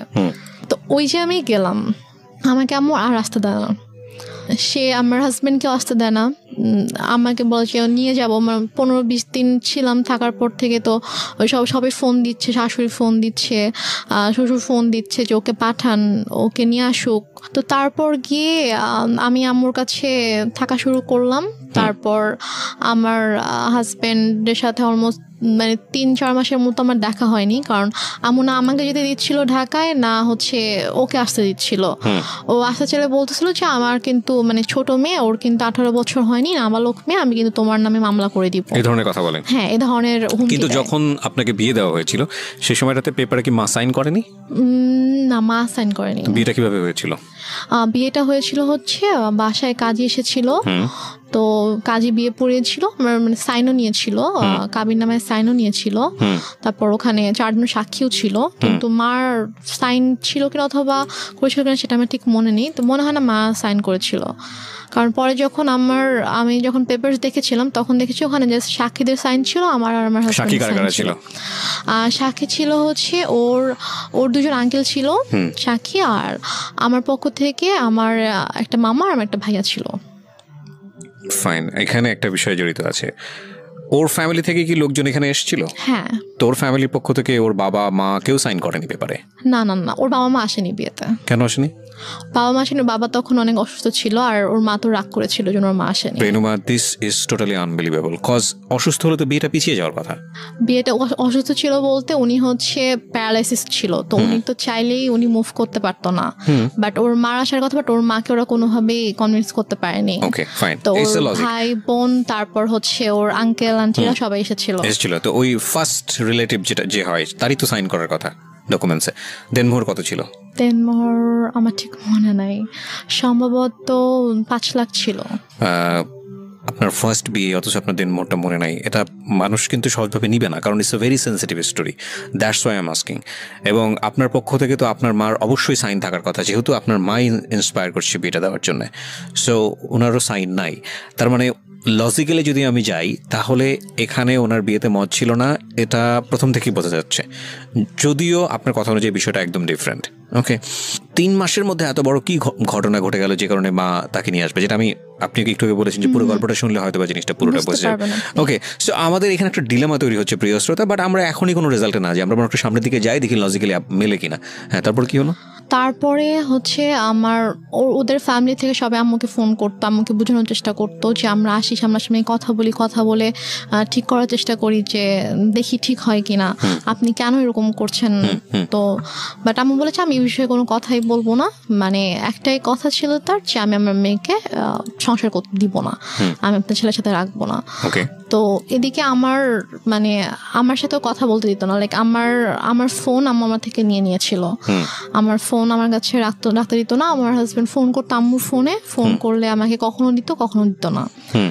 তো আমি অনেক কান্না করতাম, আমার মন অনেক খারাপ থাকতো যে আমি ওখানে যেতে চাই। আমি আম্মুকে অনেক ইভেন আমি আম্মুর পায়ে ধরেও কান্না করেছি, আম্মু তুমি কেন এরকম করছো আমাকে বলো। সে আমাকে কোনো কারণও বলতো না যে কেন সেরকম করছে। আমি বলছি আম্মু তুমি তো আমাকে বিয়ে দিয়েছো, এখন যখন আমি একটা জায়গায় গিয়েছি, আমার বিয়ে হয়েছে, আমি আমার হাজব্যান্ডকে অনেক ভালোবাসি, আমি ওর ফ্যামিলির সাথে অনেক ভালোভাবে মিশে গিয়েছি, তো এখন কেন তুমি সবাইকে এরকম কষ্ট দিচ্ছ, আমাকে কেন তুমি কষ্ট দিচ্ছ আম্মু। যাই হোক, তারপরে গিয়ে আম্মু যেটা করলো যে ওদের সাথে অনেক কথাবার্তা যখন হলো, ও অনেক বার রিকোয়েস্ট করলো, তো বলো ঠিক আছে তুমি সিরাজগঞ্জ আসো, এসে ওর সঙ্গে দেখা করে যাও। তো দেন আমার হাজব্যান্ড অলমোস্ট 4 মাস পরে আমাদের বাসায় আসে, সিরাজগঞ্জে আসে। তো এসে সে আমার সঙ্গে দেখা করে, তো তখন আম্মুর সাথে কথা বলে। ও আর আমি দুজনে আম্মুর কাছে গিয়ে আম্মুর পায়ের কাছে বসে আম্মুকে বলি যে ও বলে যে আম্মু আপনি কেন এরকম করতেছেন বলেন, আপনি আমি কি কোনো দোষ করেছি অথবা আমার কোনো ভুল হয়েছে যে আপনি কেন ওকে আমার থেকে দূরে রাখতেছেন, আপনি কেন এরকম করতেছেন। আম্মু বলেছে না আমি কোনো কথা শুনবো না, আমি তখন ভুল করছি, আমার বাচ্চা মেয়েকে বিয়ে দিচ্ছি, এখন আমি বুঝতেছি যে আমার ছোট একটা মেয়েকে এভাবে এত কম বয়সে বিয়ে দেওয়া উচিত হয়নি। এখন আমি চাই সে পড়াশোনা করবে, পড়াশোনা শেষ করবে, করে এস্টাবলিশড হবে, দেন সে চাইলে তার পছন্দ অনুযায়ী কাউকে বিয়ে করবে, কিন্তু আমি যেটা ভুল করেছি আমার সেই ভুলটা শুধরাতে হবে। সে ওর সাথে সায়দার সাথে অনেক রুড বিহেভ করে। আপনি কি করেন ওই সময়টাতে? আমি জাস্ট তখন আমি ওকে নিয়ে আমার রুমে চলে আসি, এসে বলি যে তুমি এখান থেকে চলে যাও, এভাবে অপমানিত হওয়ার কোনো মানে হয় না, তুমি চলে যাও, তোমার আশা লাগবে, আমি যদি আম্মুকে বুঝাতে পারি আমি চলে আসবো। আপনাদের আর কোনো আত্মীয়স্বজন ছিল না আশেপাশে যারা আপনাদেরকে বিয়ে দিয়েছে, তারা কোনো স্টেপ নিচ্ছিল না? কেউ তো কিছু জানতো না, আর আপুর সাথে তো আমার টোটালি কথাবার্তা ওরকম কথা হতো না, কারণ আপুকে আম্মু বলেছিল যে আম্মু আমাকে বিয়ে দেয়নি, আমি নিজের ইচ্ছে বিয়ে করেছি, এবং আমি পালিয়ে গিয়েছিলাম, সেখান থেকে আম্মু আমাকে নিয়ে এসে আমাকে বিয়ে দিয়েছে। ওই জন্য আপু রাগ করে আমার সাথে কথা বলতো না আর কি। আর আমি যে তারপরে যে আমি কারো কাছে হেল্প চাইবো অথবা ফোন করবো, এটা আমার ছিল না। আমি যে কোথাও একা একা বাসা থেকে বের হয়ে আমি যে কারো কাছে একটা যাবো, গিয়ে যে আমি খুলে বলবো ঘটনা, অথবা আমি যে বাসা থেকে পালিয়ে চলে যাবো ঢাকায়, ওইরকম তখন হয়তো আমি অনেক ছোট ছিলাম, ওইরকম কোনো সাহস আমার ছিল না, অথবা আমি যে যাবো এরকম কোনো একটা সিচুয়েশন ছিল না। কারণ ফাইন, আমরা এই পার্টটাতে কিছু জিনিসের সমাধান পাচ্ছি না, cause it's one kind of mystery. আরেকটা বিষয় সেটা হলো যে ছেলে তো ম্যাচিউর ছিল, তো ছেলে যদি ম্যাচিউর থাকে তাহলে ছেলের একটা, এবং মেয়েরও দেখলাম যে ওখানে আমাদের রেহনুমারও একটা ইচ্ছা ছিল, শাহেদ ম্যাচিউর, রেহনুমার ম্যাচিউর বয়সের দিকে যে নেওয়ার জন্য ট্রাই করছে আমাকে। তো তখন আম্মু ওকে একটা শর্ত দেয়, আমার হাজব্যান্ডকে একটা শর্ত দেয়, এবং আমার আম্মু জানে যে এই শর্তটা কখনোই ও মানবে না। শর্তটা ছিল হচ্ছে যে ও বলে যে তুমি যদি রেনুমাকে নিয়ে থাকতে চাও তাহলে তোমাকে আলাদা থাকতে হবে। আলাদা থাকতে হবে তোমার ফ্যামিলি থেকে? হ্যাঁ, আচ্ছা, তোমার ফ্যামিলি থেকে আলাদা থাকতে হবে, তুমি ওকে নিয়ে তুমি আলাদা একটা বাসা নিবা, তুমি তোমার আব্বু আম্মু তোমার ফ্যামিলির সাথে থাকবা না, এবং তোমার আব্বু আম্মু কখনো তোমার বাসায় আসবে না। আমি বলছি যে এটা কেমন কথা? তো বলে যে আপনি যদি ওকে নাও দেন তারপর আমি কখনো বাবা মাকে ছেড়ে আমি আলাদা বাসায় যাবো না, কারণ আমার বাবা মা আমার কাছে অবশ্যই আগে। আর প্লাস ঠিক আছে আপনি তো ওকে এখন আটকাচ্ছেন এটা বলে যে হ্যাঁ ওর তো এখন বয়স হয়নি, ওর ছোট, আপনি মামলা করতে পারবেন, বাট ও যখন ম্যাচিওর হবে, ওর যখন বয়স হবে তখন তোকে আপনি আটকাতে পারবেন না। এবং আমি জানি যে আমি যেরকম ওকে ভালোবাসি ও আমাকে ভালোবাসে, এবং আশা করি যে ইনশাল্লাহ যখন সময় হবে তখন আমি আমার ওয়াইফকে আপনার থেকে নিয়ে আসবো, বাট আমি আমার বাবা মাকে ছেড়ে থাকতে পারবো না, এটা আমি করতে পারবো না। ওকে। তারপর যেটা হয় যে ওর সাথে আমার তো কাছে তো ফোন ছিল না, ওর সাথে যোগাযোগের একমাত্র ওয়ে ছিল আম্মুর ফোন। তো আম্মুর কাছ থেকে ফোনটা নিয়ে ওকে ফোন করার জন্য অনেক রিকোয়েস্ট করতে হতো, অনেকবার ফোন দেওয়ার পরে হয়তো আম্মু আমাকে ফোন দিত। তো এইভাবে আর কি যোগাযোগ ছিল। তো এক পর্যায়ে যেটা হয় যে ও মাসে হয়তো একবার আসতো, দুবার আসতো, এসে আমার সাথে দেখা করে জাস্ট চলে যেত ঢাকায়।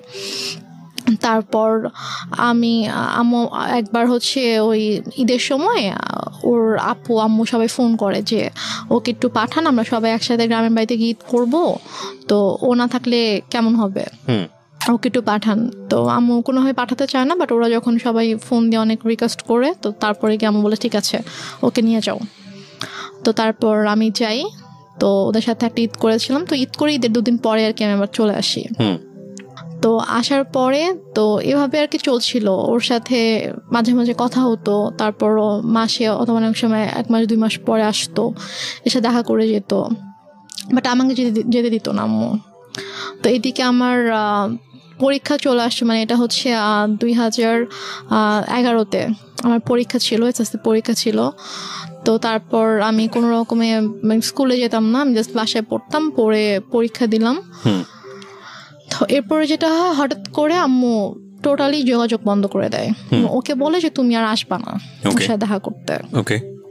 তো বলে যে হঠাৎ করে কেন, বলছে যে আসবা না, তুমি আর এসো না, আসলে তুমি যদি আসো এখানে অনেক বড় সিন ক্রিয়েট হবে, আমি পুলিশ ডাকবো, তুমি আসবা না। এটা আপনার মা বলে? হ্যাঁ, এটা আমার মা শাহেদকে বলে। তো ও যেটা করে, ও আসে না, কারণ ওদের সবচেয়ে বড় ভয়টা ছিল যে মান সম্মানের ভয়, যে যাবো পুলিশ ডাকবে, মান সম্মান নষ্ট মানুষ জানতে পারবে, যে এটা তো খুবই বাজে একটা ব্যাপার হবে আসলে। তো ও আর আসে না, আম্মুকে ফোন দিত, আম্মু আমাকে ফোন দিত না। তো ওর সাথে অলমোস্ট হচ্ছে আমার প্রায় 7-8 মাসের মতো টোটালি কোনো কথা হয় না, মানে একদমই কথা হয় না। ও আসেও না, ওর সাথে আমার কোনো কথা হয় না। তো তারপর গিয়ে আমার আপু হচ্ছে দেশে আসে 2012 সালের মেবি আগস্টের দিকে আমার আপু দেশে আসে। তো আপু আসার হচ্ছে 2-3 মাস আগে আবার আমার সাথে সাথে কথা হয়। আমি আম্মুর ফোন থেকে ওর সাথে কথা বলি। তো মানে আম্মু যখন জানতে পারে যে হচ্ছে আপু আসতেছে, তখন আর কি ওর সাথে কথা বলে যে তো ওর আপু আসতেছে, তো ওর আপু যদি আসে, মানে আপু বলছিল যে ঠিক আছে, তো যেহেতু বিয়ে করে ফেলছে, মানে আপু জানে যে আমি যেখানে আছি আমি অ্যাকচুয়ালি কিভাবে আছি আম্মুর কাছে এটা জানে না। আপুকে বলা হয়েছে যে ওর তো শ্বশুর শাশুড়ি ভালো না, ও শ্বশুর বাড়িতে থাকতে সমস্যা হয়, তো ছোট মেয়ে, এই জন্য ওকে নিয়ে আসছি, ও এখানেই থাকবে, পড়াশোনা করবে, তারপর গিয়ে হয়তো ঢাকায় ভর্তি হবে। আচ্ছা, এটা বলছে যে তা তখন যাবে, এখন তো ছোট অনেক। তা আপু জানে এটা, আপু মোটামুটি তখন নর্মাল হয়েছে, আমার সাথে মোটামুটি একটু কথা বলে। তো তারপর আর কি আপু যখন আসে, তা আপু আসার আগে আবার ওর সাথে সে নর্মাল হয়ে যায়, কারণ আপুকে তো দেখাইতে হবে। তার প্ল্যানিংটা ছিল আসলে অন্যরকম, সেটা আমি বললে বুঝতে পারবেন। তো সে যেটা করে, সে শাহেদার সাথে কথা বলে যে বাবা যাই হয়েছে তুমি আসো, তুমি সিরাজগঞ্জে আসো। তো ও সিরাজগঞ্জে আসে, আসার পরে 2 দিন ছিল, তারপর ওকে বলে যে দেখো ওর আপু আসবে, আপু আসলে কিন্তু আপুর সাথে ভালো করে কথা বলবা, যেগুলো হয়েছে এগুলো কিছু জানানোর দরকার নাই, আমি ইনশাল্লাহ সবকিছু ঠিক করে দিব, যাই হয়েছে ভুলে যাও, আমি তোমাদের সবকিছু ঠিকঠাক করে দেবো। আপু আসলে হয়তো আমরা বড় করে একটা অনুষ্ঠান করতে পারি, যেহেতু তোমাদের ওরকম বড় কোনো অনুষ্ঠান হয়নি, তো বড় করে একটা অনুষ্ঠান করতে পারি, তো করলে তখন সব ঠিকঠাক হয়ে যাবে। তো এটা বলে, তো বলার পরে আপু যখন আগস্টে আসে, আপু মানে যেদিন আপু ঢাকায় আসে, আসার পরে হচ্ছে আপু শ্বশুরবাড়ি ঢাকাতে। তো 2 দিন পরে আপু যখন আমাদের সিরাজগঞ্জে যখন আসবে, তো ওই দিন হচ্ছে শাহেদেরও আসার কথা। তো শাহেদ বলছে যে আম্মুকে ফোন দিয়ে বলছে যে আম্মু আমার একটা কাজ পড়ে গেছে, মানে ওদের হচ্ছে একটা প্রিন্টিং প্রেস ছিল, তো ওই প্রেসে হচ্ছে যে ওদের একটা অর্ডার ছিল, অনেক বড় একটা অর্ডার ছিল, তো ওটা হচ্ছে কমপ্লিট হয়নি। এখন ও যদি ওখান থেকে চলে আসে, তাহলে দেখা যাবে যে ওই কাজটা হবে না, তো অনেক বড় লস হয়ে যাবে। তো বলছে যে আম্মু আমার তো কাজ শেষ হতে তো সন্ধ্যা হয়ে যাবে, তো ওর চেয়ে ভোরবেলা রওনা দেওয়ার কথা। তো আমি রাতে আসি, সন্ধ্যাবেলা কাজটা শেষ করে আমি হয়তো 8টার দিকে রওনা দিলাম, দিয়ে আমি রাতের মধ্যে চলে আসবো। আপুদেরকে একটু বললেন আমি চলে আসবো, সমস্যা নেই, কিছু মনে করতে মানা করেন। আমি বলে যে এখন আসবা, বলছে যে আমি আসলে তো এখানে মানে কাজ দেখতে পারবে না, সমস্যা হয়ে যাবে। বলেছে এখন আসতে হবে। আমি জানি না, আমার বড় মেয়ে 12টার মধ্যে চলে আসবে, মানে এটা সকাল 10টার দিকের কথা আর কি। তুমি এখন রওনা দাও, তুমি চলে আসো, তোমার তো 3-4 ঘন্টার বেশি লাগবে না, তুমি চলে আসো, সমস্যা নেই। ও বলছে যে আম্মু আমার পক্ষে এখন আসা সম্ভব না, আমি আসলে আমার কাছে দেখার কেউ নাই। তো এটা নিয়ে অনেক তর্কাতর্কি হয়। তো হওয়ার পরে লাস্টে গিয়ে আম্মু ওকে বলে যে তোকে আমি এখন বলছি তুই এখন আসবি। রেগে যায় আর কি, রেগে যায়। আম্মু রেগে ওকে তুই তো করে শুরু করে, বলে যে তোকে আমি বলছি তুই এখন আসতে হবে। এবং ওর এটা নিয়ে খুব মানে হয়, ওর ইগোতে লাগে যে তোমার শাশুড়িকে আমাকে তুই করে কথা বলবে। তো বলে যে আম্মু আমি যাবো না। বলছে তুই যদি এখন না আসিস, এখন যদি রওনা না দিস, তুই যদি এখন না আসিস তাহলে তুই জীবনও এখানে আসবি না, তুই ভুলে যা আমার মেয়েকে, জীবনে আসতে পারবি না, আমি তোদের রিলেশন জীবনেও ঠিক করবো না, তুই জীবনে আসতে পারবি না। তো বলছে যে আম্মু মানে এটা তো বুঝতে হবে, আমার সমস্যাটা যদি আপনি না বুঝেন তাহলে তো আমার কিছু করার নেই। তো তারপরও মানে ও চেষ্টা করে বুঝাইতে, বাট আম্মু বলেছে না এনিহাও আসতে হবে। তো বলেছে আমার পক্ষে সম্ভব না আসা। তো যাই হোক ও ফোনটা রেখে দেয়। তো আপুরা চলে আসে। তো আপুরা আসার পরে আপুদেরকে যেটা বলে সেটা হচ্ছে যে ও বলছে যে আপনার মেয়ে আসছে, তো আমি কি করব, আমার কেন যাইতে হবে, আমি যাইতে পারবো না আপনার মেয়ের সাথে দেখা করতে। আপনার বড় মেয়েকে বললেন তার যদি আমার সাথে দেখা করতে হয় সেজন্য আমার বাসায় এসে আমার সঙ্গে দেখা করে, বাট এটা কিন্তু ও বলেইনি। তারপরে গিয়ে বলে যে আপু এটা শুনে খুব হার্ট হয় যে কেন এটা বলবে, আমাদের ছোট, ওকে আমরা নিজেরা ডাকলাম যে হ্যাঁ আম্মু ওকে আসতে বললো, আমরা ওর সাথে দেখা হয়নি, ওর সাথে দেখা করব, তো ওর ফ্যামিলির সাথেও দেখা করব, তো কেন এভাবে রিয়াক্ট করছে। তো তারপরে গিয়ে বলে যে হ্যাঁ তোমাকে তো বলছিলামই ছেলে ভালো না, ছেলের মা ভালো না, ছেলে এরকমই, দেখছো কিরকম বেয়াদব। মানে আম্মু এটা করছে হচ্ছে সম্পূর্ণ ইচ্ছাকৃতভাবে। ফার্স্টে ওকে ঠিকঠাক করছে, ওর সাথে সম্পর্কটা ঠিক করছে, ঠিক করে ও আসছে। তারপর যেদিন আসবে, মানে আসলে আপুর সাথে দেখা হলে তো সবকিছু নর্মাল হয়ে যেত, এবং হয়তো আপুর সাথে সম্পর্কটা যদি নর্মাল হয়ে যেত, তখন যদি আমি শ্বশুরবাড়িতে চলে যেতাম তখন হয়তো আপুকে ডিটেল ঘটনাটা বলতে পারতাম যে আসলে ব্যাপারগুলো কিন্তু এতদিন এভাবে ঘটেছে। আম্মু আসলে এটা চাইনি যে আমাদের সম্পর্কটা স্বাভাবিক হোক এবং আপুর সাথে ওর সম্পর্কটা স্বাভাবিক হোক। তো ইচ্ছাকৃতভাবে আম্মু এরকম সিনক্রেটটা করেছে। তো আপু ভাইয়া তো অনেক রেগে গেল। রেগে যাওয়ার পরে বলতেছে যে ঠিক আছে বাদ দেন, এই ছেলের সাথে আসলে দরকার নেই, সংসারের দরকার নেই, ওকে করেন, ডিভোর্স পেপার পাঠিয়ে দেন। বাট আপনি তখন কি বলছিলেন? আমি তখন বলছি যে আমি তো ডিভোর্স দিব না। আমাকে ভাইয়া জিজ্ঞেস করছে যে তুমি কি বলো, আমি বলছি আমি ডিভোর্স দিব না, কি করবা? আমি বলছি আমি ওখানে যাবো, আমি ওদের বাসায় যাবো। তো বলছে যে আমি তখন বলছে যে দেখছো কিরকম নির্লজ্জ মেয়ে, এইভাবে নিজের বোন ভাই মাকে অপমান করছে ওর জামাই, আর ও এরকম জামাইয়ের সাপোর্ট করে কথা বলছে, এখন ওখানে যেতে চাচ্ছে, কত বড় খারাপ মেয়ে, নির্লজ্জ মেয়ে, এগুলো বলছিল আর কি। তো তারপর গিয়ে ভাইয়া বলে যে তুমি কেন যেতে চাও, যে তোমার ভাই আপুকে অসম্মান করছে। আমি মানে বলতে নিচ্ছিলাম যে ব্যাপারটা কিরকম হয়েছে, বাট আমি আম্মুর ভয় বলতে পারছিলাম না, যে আমি যদি বলতাম যে ঘটনাটা এরকম হয়েছে তখন আম্মু তো এটা নিয়ে অনেক সিনক্রেট করতো। তো দেন আর রাতের বেলা আপু বলছে যে আমি ভাবছি যে রাতের বেলা যখন ঘুমাতে যাবো, আম্মু যখন ঘুমিয়ে যাবে তখন আমি আপুকে গিয়ে বলবো যে আপু ঘটনাগুলো কিন্তু এরকম হয়েছে, তুমি ওকে ভুল বুঝো না, তুমি ব্যাপারটা প্লিজ সলভ করো, আমি এটা বলতে চেয়েছি। তো তারপর রাতে যখন আপুকে বলেছি আপু আমি তোমার সাথে ঘুমাবো, বলছে আচ্ছা ঠিক আছে। তো আম্মু যেটা বলে যে তোমরা 2 বোন ঘুমাবা, চলো আমরা 3 জন একসাথে ঘুমাই। কারণ আম্মু হয়তো বুঝতে পেরেছে যে আমি যদি আপুকে কিছু বলে দেই, তারপর বলে যে আমি তোমাদের সাথে ঘুমাবো। পরে আমি বলছি যে না আমি আর আপু ঘুমাবো রুমে, আর খাটে তো 3 জনের জায়গা হবে না। তো আপুর তখন বেবি ছিল 2টা। তো আপুর যে বড় বেবিটা ওর বয়স ছিল 2.5 বছর, তো ওর বাবার সাথে ঘুমাবে আর কি।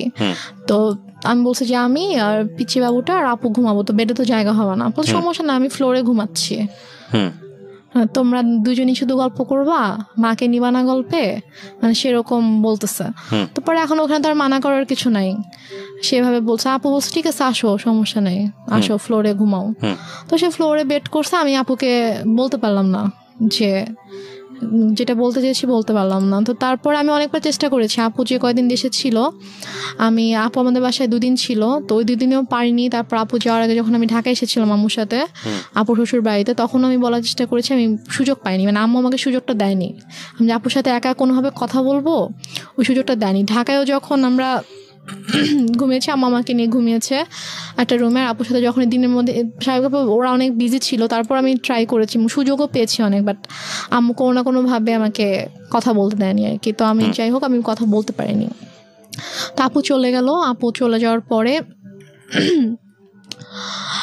এটা হচ্ছে 2012 সালে আপু সেপ্টেম্বরের দিকে চলে গেল। তো যাওয়ার পরে ওর সাথে ওই আগস্ট থেকে কিন্তু আমার আবার কোনো যোগাযোগ নেই।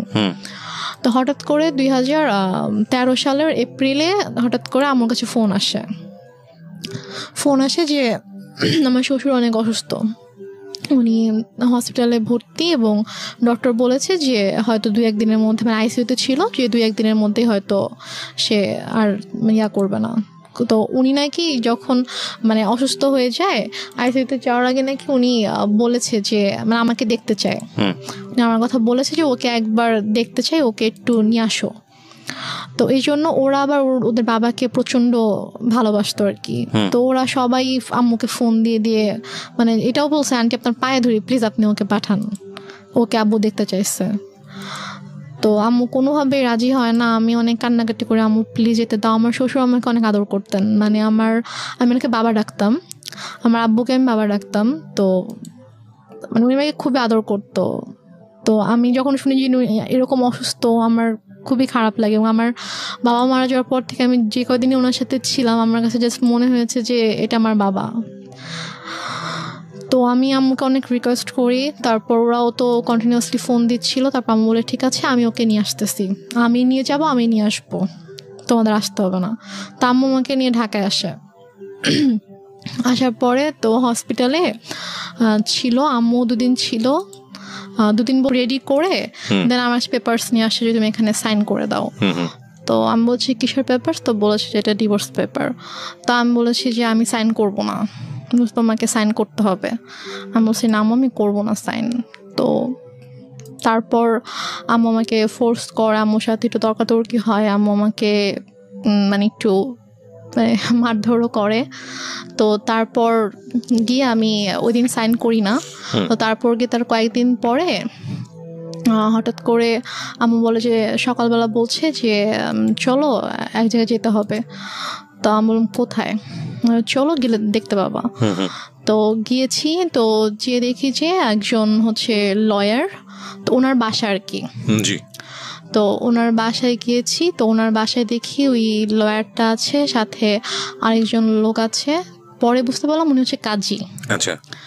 তো ওখানে গিয়ে আমাকে পেপারসগুলো নিয়ে বলছে যে নাও এখানে সাইন করো, সাইন করতেই হবে, এখানে কোনো সিনকিট করো না, এখানে সাইন করে দাও। তো আমি তো কিছুতেই সাইন করব না, আমি অনেক কান্নাকাটি করছিলাম। তো লয়ারের ওয়াইফ বলছিল যে আপা আপনি তো বলেছেন যে আপনার মেয়ে নিজের ইচ্ছায় ডিভোর্স দিতে চায়, তো মেয়ে কেন কান্না করছে? ওকে, তাহলে কি মেয়ে চায় না? তো আমি তখন বলছি আঙ্কেল আমি চাই না, প্লিজ হেল্প মি, আমি চাই না আমার হাজবেন্ডকে ডিভোর্স দিতে। হ্যাঁ আমি লয়ারকে বলেছি আঙ্কেল আমি ওকে অনেক ভালোবাসি, আমি ওর সঙ্গে থাকতে চাই, ও আমার সঙ্গে থাকতে চায়, আম্মু ফোর্স করছে, আমি চাই না। তখন লয়ার বলে যে আপা আমি তো এটা করতে পারবো না, আপনি করেন, আপনি হচ্ছে আমি ওর হাজবেন্ডকে ডাকাবো, ওদেরকে সামনাসামনি কথা বলবো, বলে যদি দেখি যে না ওদের মধ্যে সমস্যা, ওরা সাথে থাকতে চায় না, তখন গিয়ে আমি এটা করবো। তার আগে আমি তো আপনার কথা শুনে বিশ্বাস করে ফেলেছিলাম যে আসলেই ওনার ছেলে ভালো না, বাট মেয়ের অবস্থা দেখে তো আমি এখন বুঝতে পারছি যে না আসলে আপনি মিথ্যা বলেছেন। তো সে বলে যে আমি আপনাকে টাকা দিচ্ছি, আপনি আমার কাজ করবেন। সে বলে আপা আমি এটা করতে পারবো না। তো এটা নিয়ে আম্মু ওনার সাথে অনেক তর্কাতর্কি করার পর এক পর্যায়ে উনি বলে যে দেখেন আমার মেয়ে ছোট ছিল, ও কিছু বুঝতেছে না, ওকে কিভাবে বুঝাইছে, ছেলেটা এরকম ভালো না, আপনি প্লিজ করেন, এটা করেন। আর আপনি ইমোশনাল কেন হচ্ছেন, এটা আপনার কাজ, আমি আপনাকে টাকা দিয়েছি কাজটা করার জন্য, সো আপনি কাজটা করেন। তো এখন লয়ার বলো ঠিক আছে। তো তারপর আমাকে অনেক বুঝাইলো যে দেখো যেহেতু এখন যাচ্ছে না, এখন কি করবা। তো লয়ারের ওয়াইফ এসে আমাকে বলতেছে যে এখন মার কথা শুনতে হয়, মা যেহেতু বলছে, মা তো তোমার ভালোর জন্যই কিছু বলতেছে, মা তো তোমার খারাপ চাইবে না, তুমি হয়তো বুঝতে পারছো না, তুমি ছোট মানুষ, বাট তোমার আম্মু তো বুঝবে, সো থাক এরকম করো না, তুমি করো, সাইন করে দাও। তো দেন আমি সাইন করি, লয়ারের কিছু পেপারস ছিল, তারপর ওই কাজে যিনি এসেছিলেন তিনি ওনার কাছে কিছু পেপার ছিল, ওই কাজটা ছিল হচ্ছে যে মানে আমাকে বিয়ে পড়িয়েছিল ওই কাজটা ছিল। তো দেন উনি আমাকে বলতেছিল যে উনি আম্মুকে বলছিল যে আমি তো বিয়ে পড়িয়েছিলাম, হ্যাঁ, তো এর মাঝে এমন মানে কি সমস্যা হয়ে গেল, আবার আমি কিছু বুঝতে পারছি না, আবার এখন ও ওইভাবে কান্না করছে, মানে আমি তো আসলে কিছুই বুঝতে পারছি না। তা আম্মু ওনাকে একটা ধমক দিয়ে বলছে, আপনাকে তাতে কিছু বুঝতে হবে না, আপনাকে আমি পে করে আনছি, আপনার যেটা কাজ আপনি কাজ শেষ করে এখান থেকে চলে যান, এটা আমার পার্সোনাল ম্যাটার। তো তারপর যাই হোক ওখানে আমি এক পর্যায়ে আমি সিগনেচার করে দিই, করে আমরা বাসায় চলে আসি। তো বাসায় চলে আসার পরে আম্মু ওকে পেপারসগুলো তো অফিসিয়ালি পাঠিয়ে দেওয়া হয় শাহেদের কাছে। তো শাহেদ যখন পেপারস হাতে পায় তখন শাহেদ আম্মুকে ফোন করে যে আম্মু এসব কি, এটা কেন, মিনিংটা হচ্ছে finally you sign the papers. হ্যাঁ, আমি পেপার সাইন করি। ওকে। তো তারপর শাহেদ যখন আমাকে ফোন করে যে আম্মু পেপার শেষে আমি তো ওকে ডিভোর্স দিতে চাই না, আমি তো সাইন করবো না, তো বলেছে যে না তোমাকে তো তুমি সাইন করো, তোমাকে সাইন করতে হবে, তো তোমাকে ডিভোর্স দিয়ে দিয়েছে। বলছে আমি ওর সাথে কথা বলতে চাই, ও আমাকে ডিভোর্স দিতে পারে না, আমি জানি ও আমাকে ডিভোর্স কখনোই দিবে না।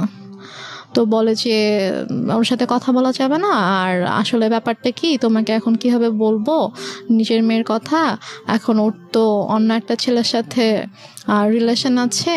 এটা আপনার মা বলে? হ্যাঁ, আমার মা ওকে বলে রিলেশন আছে এবং তাকে বিয়ে করতে চায়। এটা কি আপনি সামনে থেকে শুনেছেন নাকি? হ্যাঁ, আমার সামনেই কথা বলতেছিল, বলছে যে ও তো বিয়ে করতে চায়। আমি জাস্ট মানে অবাক হয়ে আমার মার দিকে তাকিয়েছিলাম, বাট আমি কিছু বলতে পারছিলাম না, আমার চোখ দিয়ে পানি পড়ছিল যে মানে কিভাবে পারছে।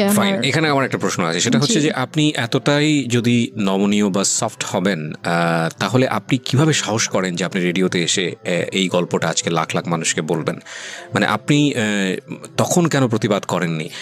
আপনার প্রতিবাদের যেই মানে বলতে পারি আমরা যেই স্পিডটা আমরা এখন দেখতে পাচ্ছি, লাখ লাখ মানুষকে জানিয়ে দেবার নিজের পরিবারের গল্প, সেখানে ওখানে একটু সামান্য সাহস করলেই তো হতো, একটু লাউডলি চিল্লালেই তো বুঝতে পারতো পাশ থেকে শাহেদ যে না আমার স্ত্রী আমার পক্ষে আছে।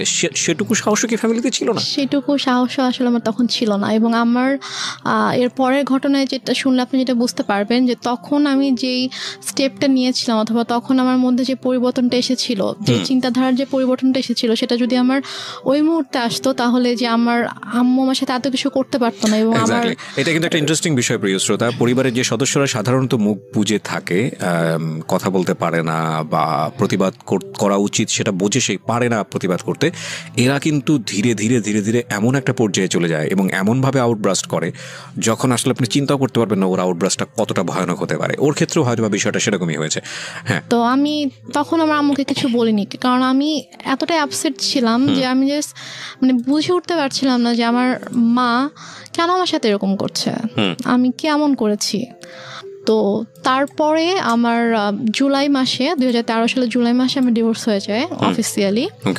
তো তারপর জুলাইয়ের পর থেকে আর কি আমার মা আমাকে ধীরে ধীরে বলে যে মানে আমার যে কিছু গহনা ছিল সেগুলো তো আমার মায়ের কাছেই ছিল, সেগুলো আমার মায়ের আলমারিতে ছিল, বাট আমার আব্বু আমাদের নামে কিছু মানে আমার বোনের নামে কিছু প্রপার্টি রেখে গিয়েছিল আর কি। তো সেগুলো থেকে আমার যে অংশ ছিল সেখান থেকে সেগুলো আমার বলে যে আমার একটা দরকার আছে, আমি একটা সমস্যা পড়েছি, তো আমার প্রপার্টিটা আমার নামে প্রপার্টি দেখাইতে হবে একটা অফিসিয়াল কাজের জন্য, তো আমার নামে তো ওরকম কিছু নাই, মানে শহরে ওরকম কিছু নাই, তো তুমি তোমার যে শহরের জমিটা আছে তুমি তোমার অংশটুকু আমার নামে তুমি অফিসিয়াল একটু লিখে দাও, দেন আমি এবার তোমাকে ব্যাক করে দিব। তো আমি ভেবেছি হয়তো সত্যি কোনো সমস্যা হয়েছে, এজন্য হয়তো চাচ্ছে। আমার আসলে মানে আমি বুঝে উঠতে পারিনি যে এটার মাঝে যে কি ছিল, এটা কেন আম্মু এরকম করছে। তো আমি সরল বিশ্বাসে আমি লিখে দিই, আম্মু আমাকে পেপারস নিয়ে আসে, কিছু স্ট্যাম্প নিয়ে আসে, তো স্ট্যাম্পে আমি সিগনেচার করে দিই। তো নিয়ে আসার পর একদিন আবার রেজিস্ট্রার অফিসেও যেতে হয়, তো ওখানে কেউ কিছু সাইন করতে, ওখানে সাইন করে দিই। আমাকে বলেছে কয়েক মাস পর ওটা আবার আমার নামে দিয়ে দিবে। এটা হচ্ছে 2013 সালের সেপ্টেম্বরের মিডলের দিকে ঘটনা। তো আমার শহরে যে জায়গাটা ছিল ওটা অলমোস্ট 20 লাখের মতো ছিল, ওইটার প্রাইস ছিল। তো তারপর আমুটা নিয়ে নেয়, আমার জুয়েলারি তো আমুর কাছেই ছিল। তো তারপর হঠাৎ করে একদিন আমার হাতে একটা রিং ছিল, যেটা আমার বিয়ের রিং ছিল। তো আমাকে একদিন হঠাৎ করে বলছে যে তুমি তোমার তো ডিভোর্স হয়ে গেছে, তুমি কেন এই রিং এখনো পরে আছো? তা আমি বলছি এটা আমি সবসময় পরে থাকবো, এটা আমার কাছে থাকবে। বলছে এটা আমাকে দাও। আম্মু প্রায় মানে ঝাঁপিয়ে পড়ে আমার হাত থেকে জোর করে রিংটা নিয়ে যায়। এবং আমার শ্বশুর বাড়ি থেকে আমাকে যে গহনাগুলো দেওয়া হয়েছিল সেগুলো আমার মায়ের কাছেই ছিল। তো তারপর নিয়ে যায়। তারপর হচ্ছে আমার কাছ থেকে আমার যে জমি ছিল শহরে যেটা ছিল ওটাও নিয়ে যায়। তারপর আমার দাদুর বাড়িতে আমাদের নামে যেটা ছিল, মানে আমার নামে আলাদা করে যেটা ছিল, সেটাও আম্মু হঠাৎ করে একদিন বলে যে আমার কিছু টাকা দরকার, তো ওইটা তোমার চাচার কাছে সেল করে দিব, তোমার চাচার সাথে কথা হয়েছে, উনি আমাকে ক্যাশ দিবে, তো ওনাকে তোমার ওই জমিটা ওনার নামে লিখে দিতে হবে। লিখে দিলে উনি আমাকে ক্যাশ দিবে, আমার কিছু ক্যাশ দরকার। তা আমি সেটাও মানা করি না, আচ্ছা ঠিক আছে। আমি গিয়ে ওখানে আমার দাদুর বাড়ির ওখানকার রেজিস্টার অফিসে গিয়ে ওখানে সাইন করে দিই, আমার চাচা তাকে ক্যাশ দেয়, তারপর চলে আসি। তো বলা যায় তখন থেকে আমার কাছে কিছুই নেই, লাইক আমার নামে কোনো জায়গা জমি টাকা পয়সা কোনো গহনা কিছুই নেই আমার কাছে। আমি একদমই মানে নিঃস্ব হয়ে গেছি বলা চলে। আর আমি পড়াশোনাও করতাম না, কারণ আমি পড়াশোনা করার মতো মানসিক অবস্থায় ছিলাম না। আর আপুর কাছ থেকে আম্মু পার মান্থ অনেক বড় একটা অ্যামাউন্ট নিত আমার স্টাডি পারপাস, যে ওর জন্য 3টা টিচার রাখা হয়েছে। এটা আপনার বড় বোনের কাছ থেকে নিত? হ্যাঁ, বড় বোনের কাছ থেকে নিত। আপু তো এমনিতেই আমার জন্য টাকা পাঠাতো, বাট এক্সট্রা করে নিত যে 3টা টিচার রাখা হয়েছে, তো ওদেরকে অনেক বড় অ্যামাউন্ট পে করতে হয়, তো ওর জন্য এটা পাঠাবা। তো আপু সেটাও পাঠাইতো, বাট আমার কিন্তু কোনো টিচার ছিল না, আমি তো পড়তাম না। আচ্ছা। তো তারপরে গিয়ে যেটা হয়, আমার থেকে যখন আম্মু সব কিছু নিয়ে নেয়, তো তারপর কিছুদিন পর থেকে আম্মু মানে একটু অন্যরকম কথাবার্তা শুরু করে আর কি। টেল মি ফ্র্যাঙ্কলি, যেটা আপনার সঙ্গে হয়েছে, মানে কি বলেছে অন্যরকম বলতে আমি বুঝবো না, ঘটনা জানতে চাই। What happened? ঘটনা হচ্ছে আম্মু হঠাৎ করে একদিন আমাকে অনেক বাজে একটা প্রপোজাল দেয়। কি বলে? আম্মু আমাকে একদিন, আমি আমার রুমে ছিলাম, তো আমাকে এসে বলছে যে মানে একজনের নাম বলেছে যে অমুক বলেছে সে তোমার সঙ্গে তোমাকে সে 10,000 টাকা দিবে। Are you sure? জি। তো ফার্স্ট অফ অল আমি একটু থামাচ্ছি আপনাকে, বিকজ এটা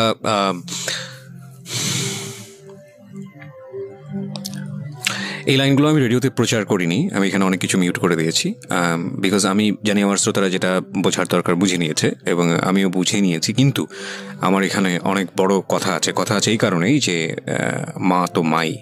আমি বললাম তো আপনাকে, শেষ পর্যন্ত সে যাই করুক না কেন সে আমাদের কাছে সম্মানেরই থাকবে, কিন্তু এটা আপনার জীবনে ঘটেছে, সে কারণেই এটা জীবন গল্প। আমি আপনাকে আবারও সতর্ক করছি রেনুমা, জি, এই গল্পটা রেডিওতে এখন মানুষ শুনছে এবং আমাদের ইউটিউবে সারাটা জীবন এটা থেকে যাবে। হ্যাঁ, সো ইফ ইউ হ্যাভ, মানে আপনার এখনও চান্স আছে, আপনি যদি মনে করেন যে না আপনি যেটা বলেছেন সেটা আপনি উইথড্র করবেন, ইউ ক্যান উইথড্র দিস। হ্যাঁ, আমি দরকার হলে এই লাইন সবগুলো বাদ দিয়ে দিব, রেডিওতে প্রচার করব না। হ্যাঁ, যেভাবে এটা হয়েছে বা যা হয়েছে, যদি আপনি মিথ্যা বলে থাকেন, কারণ মা কিন্তু মাই। এবং একটা বড় জিনিস কি আমি বলি, সৃষ্টিকর্তা পৃথিবীতে আমাদেরকে সর্বশ্রেষ্ঠ যে উপহারটা দিয়েছেন সেটা হচ্ছে মা। হ্যাঁ, এবং পৃথিবীর একটা কথা আছে না, খুনি যদি সন্তান যদি খুন করে পৃথিবীর কোথাও জায়গা নেই, কিন্তু মায়ের আঁচলের নিচে সে জায়গা পায়। এমন একটা, আমি বলছি না যে খুন করে মায়ের আঁচলের নিচে জায়গা পায় মানে হচ্ছে মা খুব ভালো বা এরকম কোনো কিছু না, মানে আমি বলতে চাচ্ছি যে এত কোথাও যদি জায়গা না থাকে তাহলে এরকম একটা জায়গা আছে। এবং মায়ের ব্যাপারে আমাদের ধর্ম, ইসলাম ধর্ম যেটা বলে, সর্বোচ্চ রকম সহনশীল হতে বলেছে। এবং বাবা মায়ের সেবা দানের জায়গাটাতে এমন বলা হয়েছে যে যখন তারা বৃদ্ধ হয় তখন তাদের কেমনভাবে লালন পালন করো যেভাবে তোমাদেরকে ছোটবেলায় লালন পালন করা হয়েছে, এবং শব্দটি পর্যন্ত উচ্চারণ করো না, এইরকম প্রায়োরিটি দেওয়া হয়েছে। তো এবং আরও আপনি যদি নিজে খোঁজ করেন আপনি নিজেই দেখতে পারবেন। আমি একজন ধর্মীয় বেত্তা নই, আমি যতটুকু জানি ততটুকু আপনার সঙ্গে শেয়ার করলাম। তো এটা তো ধর্মীয় দিক। আপনি ধর্মীয় দিকের বাইরেও যদি আসেন, সামাজিকভাবেও যদি আসেন, পারিবারিকভাবেও আসেন, একটা মা সমাজের জন্য, পরিবারের জন্য কত বড় ভূমিকা রাখে এটা বলার অপেক্ষা রাখে না, সেটা সারা দুনিয়াব্যাপী সমান। But your case is truly exceptional যদি সেটা হয়ে থাকে। সো আমি আপনাকে আরেকবার সুযোগ দিচ্ছি যে আপনি যেটা বলছেন চাইলে আপনি সেটা উইথড্র করতে পারেন। আমি সেটা উইথড্র করবো না, কারণ এটা আমার সাথে ঘটেছে। আমার নিজের মা যে আমাকে জন্ম দিয়েছে সে আমার সাথে এরকম করেছে। ওকে, তারপর কি হলো? তারপর আমার মা আমাকে এভাবে বলার পরে আমি এতদিন সব কিছু সহ্য করেছি। আমি হয়তো টুকটাক তর্ক করেছি, ঝগড়া করেছি, বাট ওরকম এক্সট্রিম লেভেলের আমি কখনো কিছু করিনি, আমি চুপই থেকেছি। বাট আমাকে যেদিন থেকে এই কথাটা বললো তখন থেকে আমি আর কি টোটালি আমি বুঝে যাই না এই মানুষটা কখনো আমার ভালো চায়নি। সো আপনার লেখাপড়া কি ওই সময়টাতে স্টপ ছিল? আমার লেখাপড়াটা স্টপই ছিল, কারণ আগে আমি মেন্টালি ডিপ্রেস ছিলাম, আমি পড়তে পারতাম না, আমি পড়তাম না। তারপর বাসায় কোনো টিচারও ছিল না। যে লোকটার নাম বলা হয়েছে সে লোকটাকে আপনি চিনতেন? হ্যাঁ, লোকটাকে আমি চিনতাম।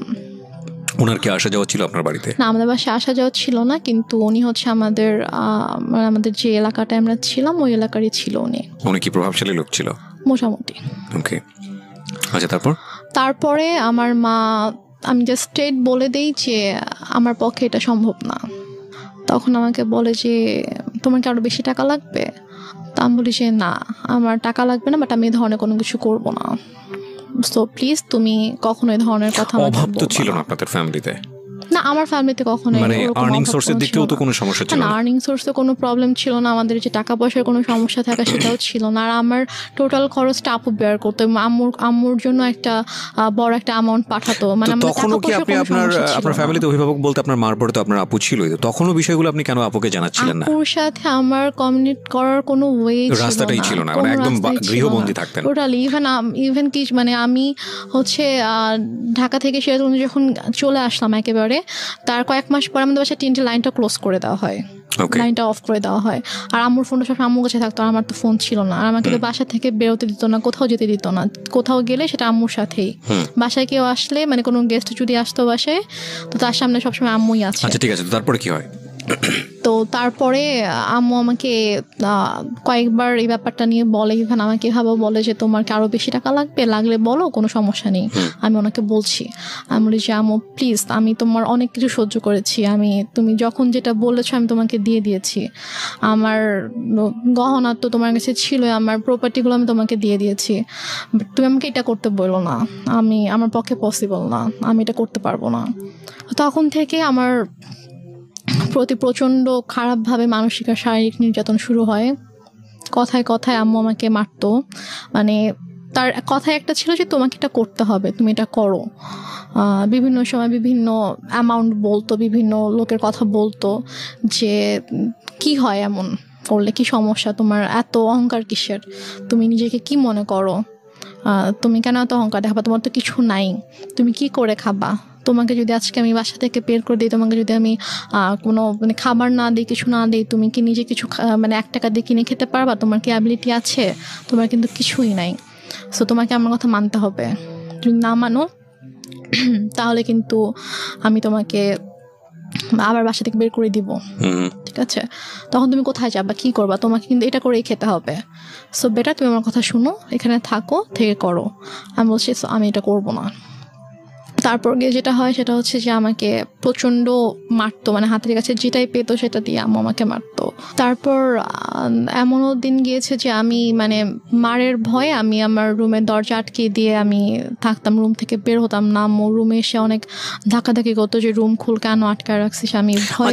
আপনাদের বাসাটা কেমন ছিল? আশেপাশে কি কোনো লোকজন ছিল না? আমাদের বাসাটা কিরকম ছিল, আমাদের বাসাটার হচ্ছে মানে বড় একটা জায়গা জুড়ে বাসাটা ছিল, এবং আমাদের বাসার পিছন দিকে জাস্ট একটা বিল্ডিং ছিল, আর ডানে বামে সামনে কোনো বাসা ছিল না, বাসাটাই ছিল। হ্যাঁ, পুরোটাই ফাঁকা ছিল। আপনাদের বাসাটা কয়তলা?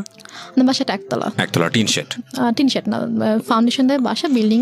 কতটুকু জায়গার উপরে? আমাদের বাসাটা অলমোস্ট 12 কাঠা জায়গার উপরে। 12 কাঠা জায়গার উপরে, একটা কর্নারে জাস্ট আমাদের বাসাটা, একটা কর্নার, এবং চারপাশে এটা বাউন্ডারি দেওয়া। হ্যাঁ, বাউন্ডারি দেওয়া। হ্যাঁ, তো তারপরে আমি রুম থেকে বের হতাম না, আম্মু আমাকে অনেক দরজার ভিতরে এসে লাথি দিত যে বের হচ্ছে। মানে এগুলো মনিটর করে কেউ নাই, শোনারও কেউ নাই? কেউ নাই যে শুনবে ইয়া করবে। তো তারপর আমাকে আমি যখন বের হলাম আমি জানি আমাকে বের হলে আমাকে মারবে, কোনো একটা কথা নিয়ে হয়তো আমার সাথে তর্ক করবে। আগেও কি গায়ে হাত তুলো নাকি এই ঘটনার পর থেকে গায়ে তোলা শুরু হলো? গায়ে হাত তুলতো ছোটবেলা থেকে, আম্মু খুবই ইয়া ছিল, আমি বলেছি তো গায়ে হাত তোলা স্বভাব ছিল। বাট এটার পর থেকে আমি যখন মানা করতাম তখন থেকে খুব বেশি করে শুরু হয়েছে এটা। এমনও হয়েছে যে আমি 1 দিন 1.5 দিন 2 দিন আমি না খেয়ে আমার রুমের ভিতরে বন্দি, আমি হয়তো ওয়াশরুম থেকে পানি নিয়ে পানি খেয়ে হয়তো আমি আছি, এরকমও হয়েছে।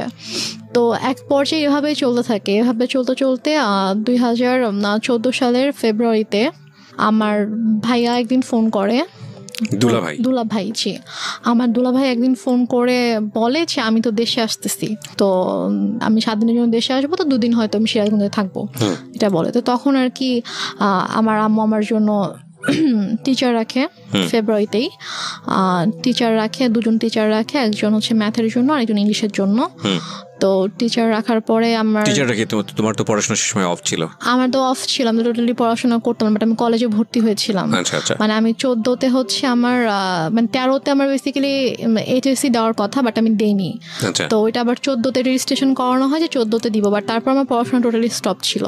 তো ফেব্রুয়ারিতে আমার ম্যাথের বই টই আর নোটস টোটস যা কিছু লাগবে এগুলো সবকিছু আম্মু কিনে দেয়, কিন্তু 2 জন টিচার রাখে, কারণ ভাইয়াকে তো শো করতে হবে যে সে আমাকে পড়াচ্ছে।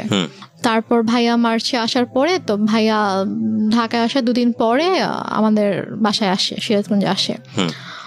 তো আসার পর আমি জাস্ট চান্সে ছিলাম যে আমি কখন একটু ভাইয়াকে একা পাবো, আমি কখন কথাগুলো ভাইয়াকে বলবো। তারপরে গিয়ে আমার মা হচ্ছে বাজারে যায়। হ্যাঁ, আমার ভাইয়া যেদিন আসে আমাদের বাসায় তার পরের দিন সকালে আম্মু নাস্তা দিয়ে দেন, বলে যে তুমি ভাইয়াকে নাস্তা করো, আমি একটু বাজারে গিয়ে আমি মাছ নিয়ে আসি।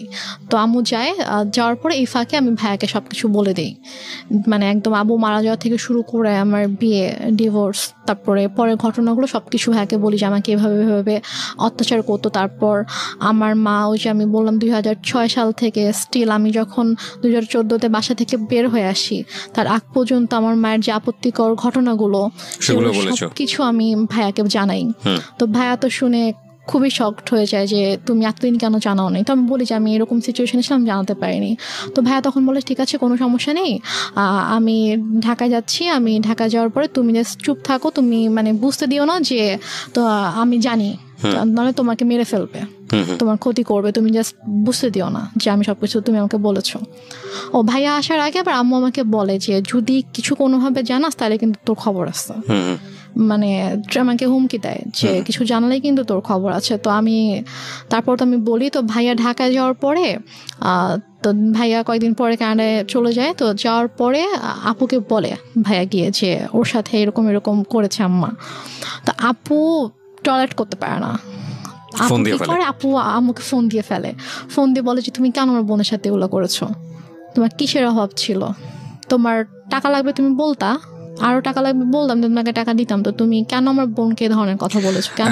And finally the situation outbursting, going to be outburstered. আমি আসলে ছোট্ট একটা বিরতির পর ফিরে এসে আপনাদেরকে দেখাবো বা শোনাবো ইনফ্যাক্ট যে এই মেয়েটি এখন কোথায় দাঁড়িয়ে আছে বা কি হচ্ছে ওর লাইফে।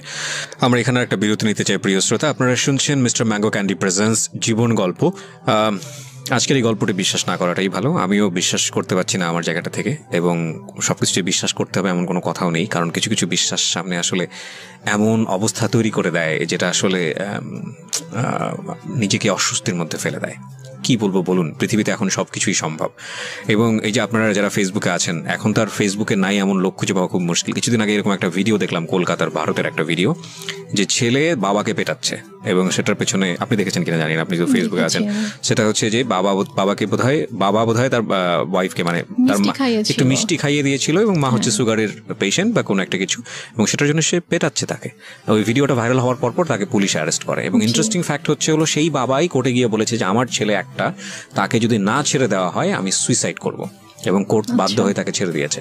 সো এই টোটাল আমি আসলে পুরো ব্যাপারটা নিয়ে কথা বলতে চাচ্ছিলাম। আমি বলছিলাম দেখেন, ওই একটা ছেলে যাকে এত কষ্ট করে মানুষ থাকে। তো এক পর্যায়ে একদিন সকালবেলা যেটা হয়, আমি ঘুম থেকে উঠে বাইরে গিয়েছি সকাল 9টার দিকে। তো আমি পানি খাওয়ার জন্য আমি ডাইনিংয়ে গিয়েছি। তো আমাদের বাসাটা হচ্ছে ড্রয়িং আর ডাইনিং একসঙ্গে। তো ড্রয়িং রুম দিয়ে আর কি ডাইনিংয়ে ঢুকতে হয় আমার বেডরুম থেকে বের হয়ে। তো আমি গিয়েছি, তো দেখি যে একজন লোক বসে আছে আমার ড্রয়িং রুমে। তো আমি ফেস চিনতাম, উনিও আমাদের এলাকারই ছিল, আমার ফেস চিনতাম। তো আমি জাস্ট সালাম দিয়েছি, সালাম দিয়ে আমি ডাইনিংয়ে গিয়েছি, গিয়ে ফ্রিজ থেকে পানি খুলে আমি পানি খাচ্ছি। তো এর মধ্যে দেখি যে ওই লোকটা ডাইনিং এসেছে। তো আমি বলেছি যে আপনার কিছু মানে লাগবে, আপনি এখানে কেন? তো বলতেছে যে না, সে আমার হঠাৎ করে আমার হাত ধরছে। আচ্ছা ফাইন রেনুমা, আমি পার্টটা স্কিপ করতে চাই, because I know this part. Skip করতে চাই কারণে যে আসলে আমার মনে হয় এটা এনাফ, মানে তোমার সম্পর্কটা কেমন ছিল ফ্যামিলিতে এইটুকু বলার, এইটুকু যতটুকু হয়েছে এতক্ষণ ধরে বলা, এটা এনাফ। বাট থাক না, কিছু বিষয়ে আমরা নাই বা রিভিল করি। ওকে, সো স্কিপ করো এটা। তারপরে কি হয়? মা তো নিশ্চয়ই বাসায় ফিরে অনেক বেশি টর্চার করে। ঘটনাটার পরে যেটা হয়, আমি জাস্ট হাতটা ছাড়িয়ে নিয়ে আমি আমার রুমে চলে যাই। চলে যাওয়ার পরে তো মা বাসায় আসার পরে আসলে ওই দিন থেকে আমার প্রতি মানে আরও বেশি শুরু হয়ে যায় আর কি। লাইক আমার পরীক্ষাও কাছে এগিয়ে আসছে, আমার এপ্রিলের 1 তারিখ থেকে পরীক্ষা ছিল। তো এটা হচ্ছে মার্চের লাস্টের দিকে ঘটনা। তো আম্মু যেটা করতো সেটা হচ্ছে যে আমার খাবারের ভিতরে ঘুমের ওষুধ মিশিয়ে রাখতো। মিশিয়ে দিয়ে দেখা যেত যে আমি ঘুমিয়ে থাকতাম, আমি পড়তে পারতাম না। তো মানে এরকম। তারপর হচ্ছে মানে আমাকে ঠিক মতো হয়তো আমি যদি খাবার না খেতাম, যদি বলতাম যে আমি নিজে কুক করে খাই, তো বলতো যে না তুমি নিজে কুক করতে পারবে না। আমি না নিতে পারতেছি না এই কারণে মানে একদম টু বি ফ্র্যাঙ্ক বলি, সেটা হচ্ছে এই মা শব্দটা। সো এটা তোমার লাইফে অনেক ভয়ানক রকমের হয়তো অনেক ট্রমা জাতীয় কোনো কিছু, বাট আমাদের প্রত্যেকের জীবনেই এটা অনেক রেসপেক্টের জায়গাটা থেকে আমরা বরং আর না যাই। আমি বরং কিছু কোশ্চেন করে আজকের অনুষ্ঠানটা ইতির দিকে নিয়ে আসি। I am sorry to say, because আমি তোমার সঙ্গে লম্বা সময় ধরে কথা বলেছি এবং আমি জানি বিষয়গুলো আরও ইন ডিটেলে আনা উচিত। হয়তো অনেক শ্রোতাই আমার এই হঠাৎ করে থামিয়ে দেওয়ার বিষয়টা নিয়ে এসে অনেক বেশি মনক্ষুণ্ণ হবেন, কিন্তু আপনারা যতটুকু বোঝার বুঝে নেবেন। আমার মনে হয় যে এটা আসলে আর বেশি ইন ডিটেলে যাওয়ার দরকার নেই, বরং আমরা ওর সাহসের দিকগুলো আপনাদেরকে একটু দেখাই। সেটা হচ্ছে যে এক পর্যায়ে গিয়ে ফাইনালি তো আপনি সিদ্ধান্ত নিলেন যে না, আপনি আর এই বাসায় থাকবেন না। সেটা কত সালে? সেটা আমার ভাইয়া যখন আমাকে চলে যায় তখন আমাকে বলে যায় যে তুমি জাস্ট পরীক্ষাটা শেষ করো, আমি এর মধ্যে সব ব্যবস্থা করব, তুমি পরীক্ষাটা শেষ করেই তুমি বের হয়ে যাবা। তোমাকে পরীক্ষাটা দেওয়াতাম না এখান থেকে, তোমাকে এখনই নিয়ে যেতে পারতাম, কিন্তু তোমার অলরেডি পড়াশোনা 2 বছর গ্যাপ হয়েছে। তুমি যদি এখন আবার পরীক্ষাটা না দাও, তোমার দেখা যাবে আরো 2 বছর তোমার গ্যাপ যাবে। তো আমি চাই না যে তোমার লাইফ থেকে অনেক কিছু নষ্ট হয়েছে, তো আমি চাই না 2 বছর তুমি নষ্ট করো।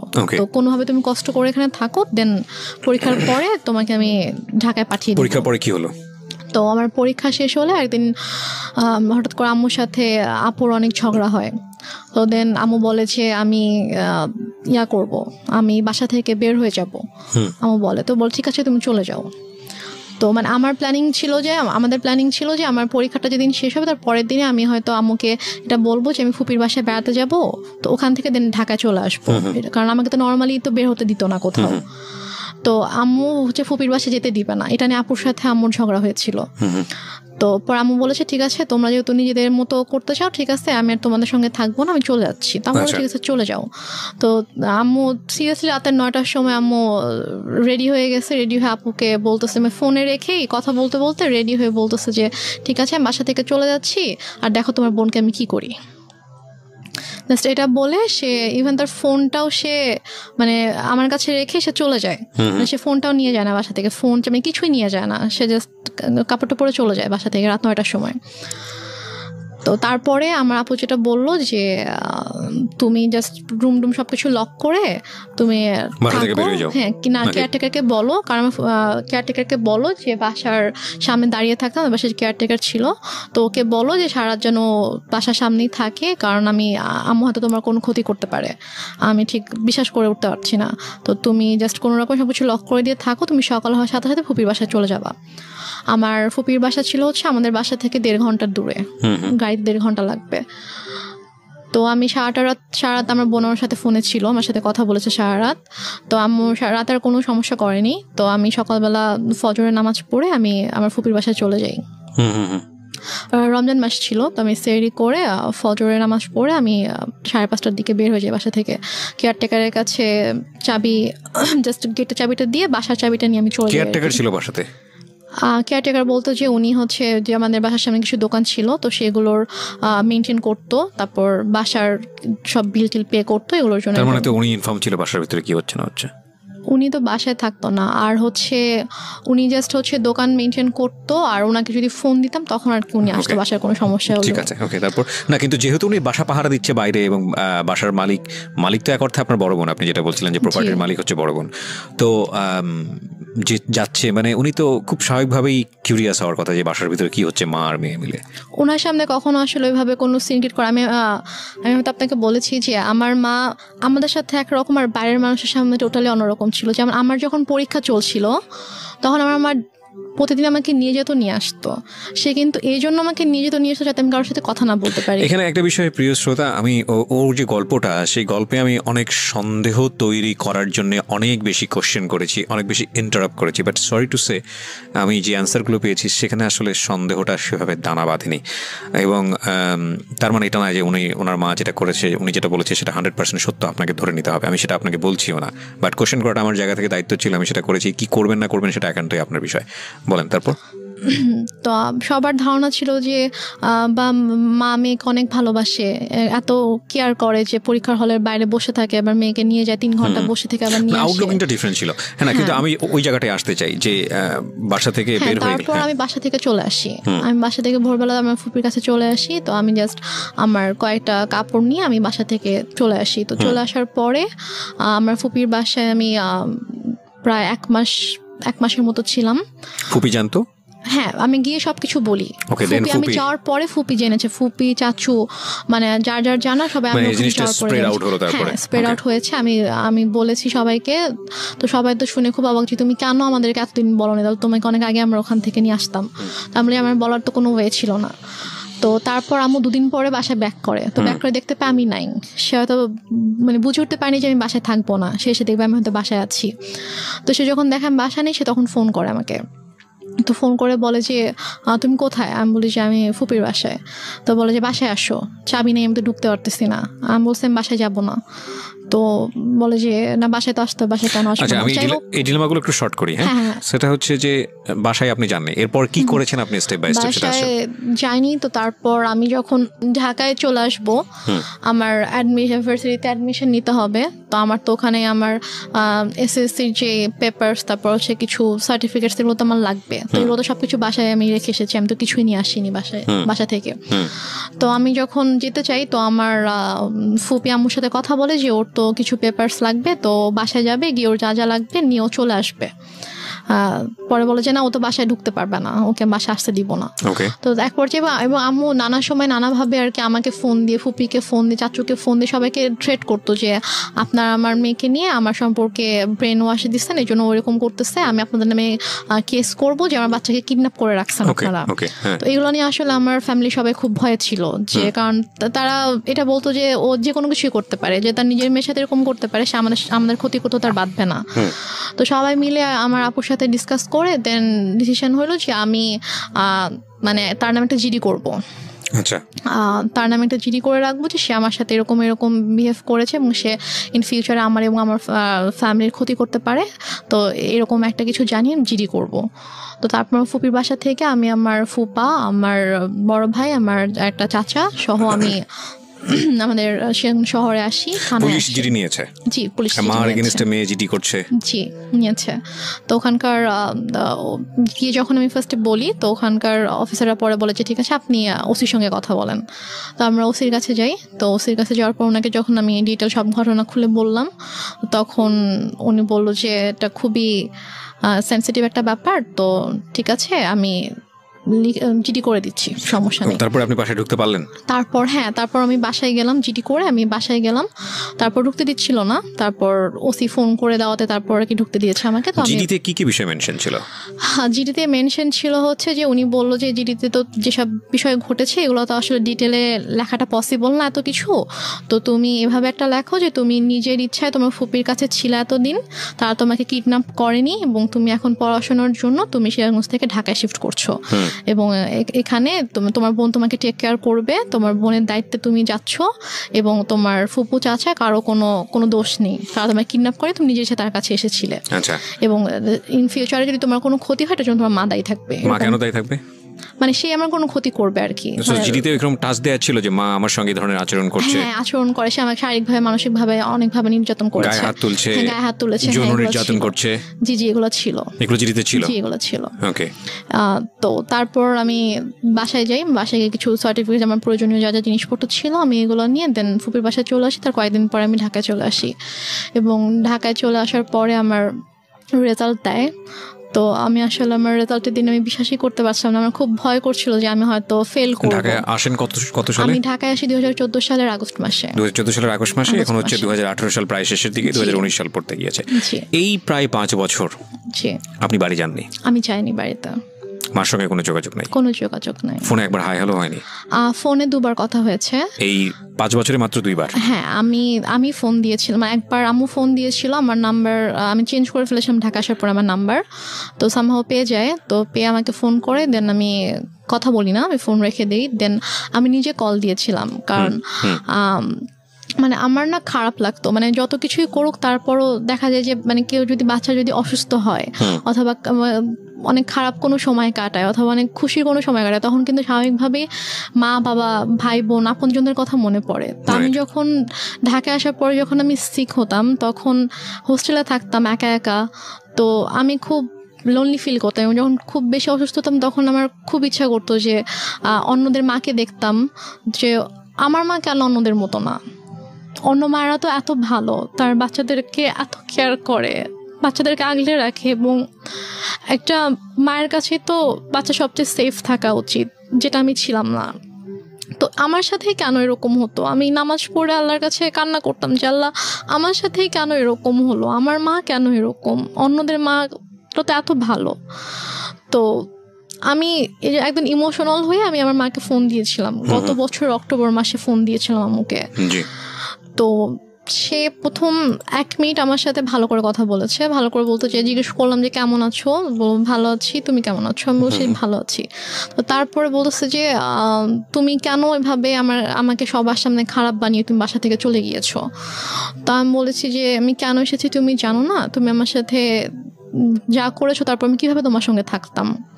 আমাকে বলছে তোমার সাথে আমি কি করেছি, তুমি আমার সাথে কি করেছো জানো না, বলেছে না আমি তোমার সাথে কিছুই করিনি।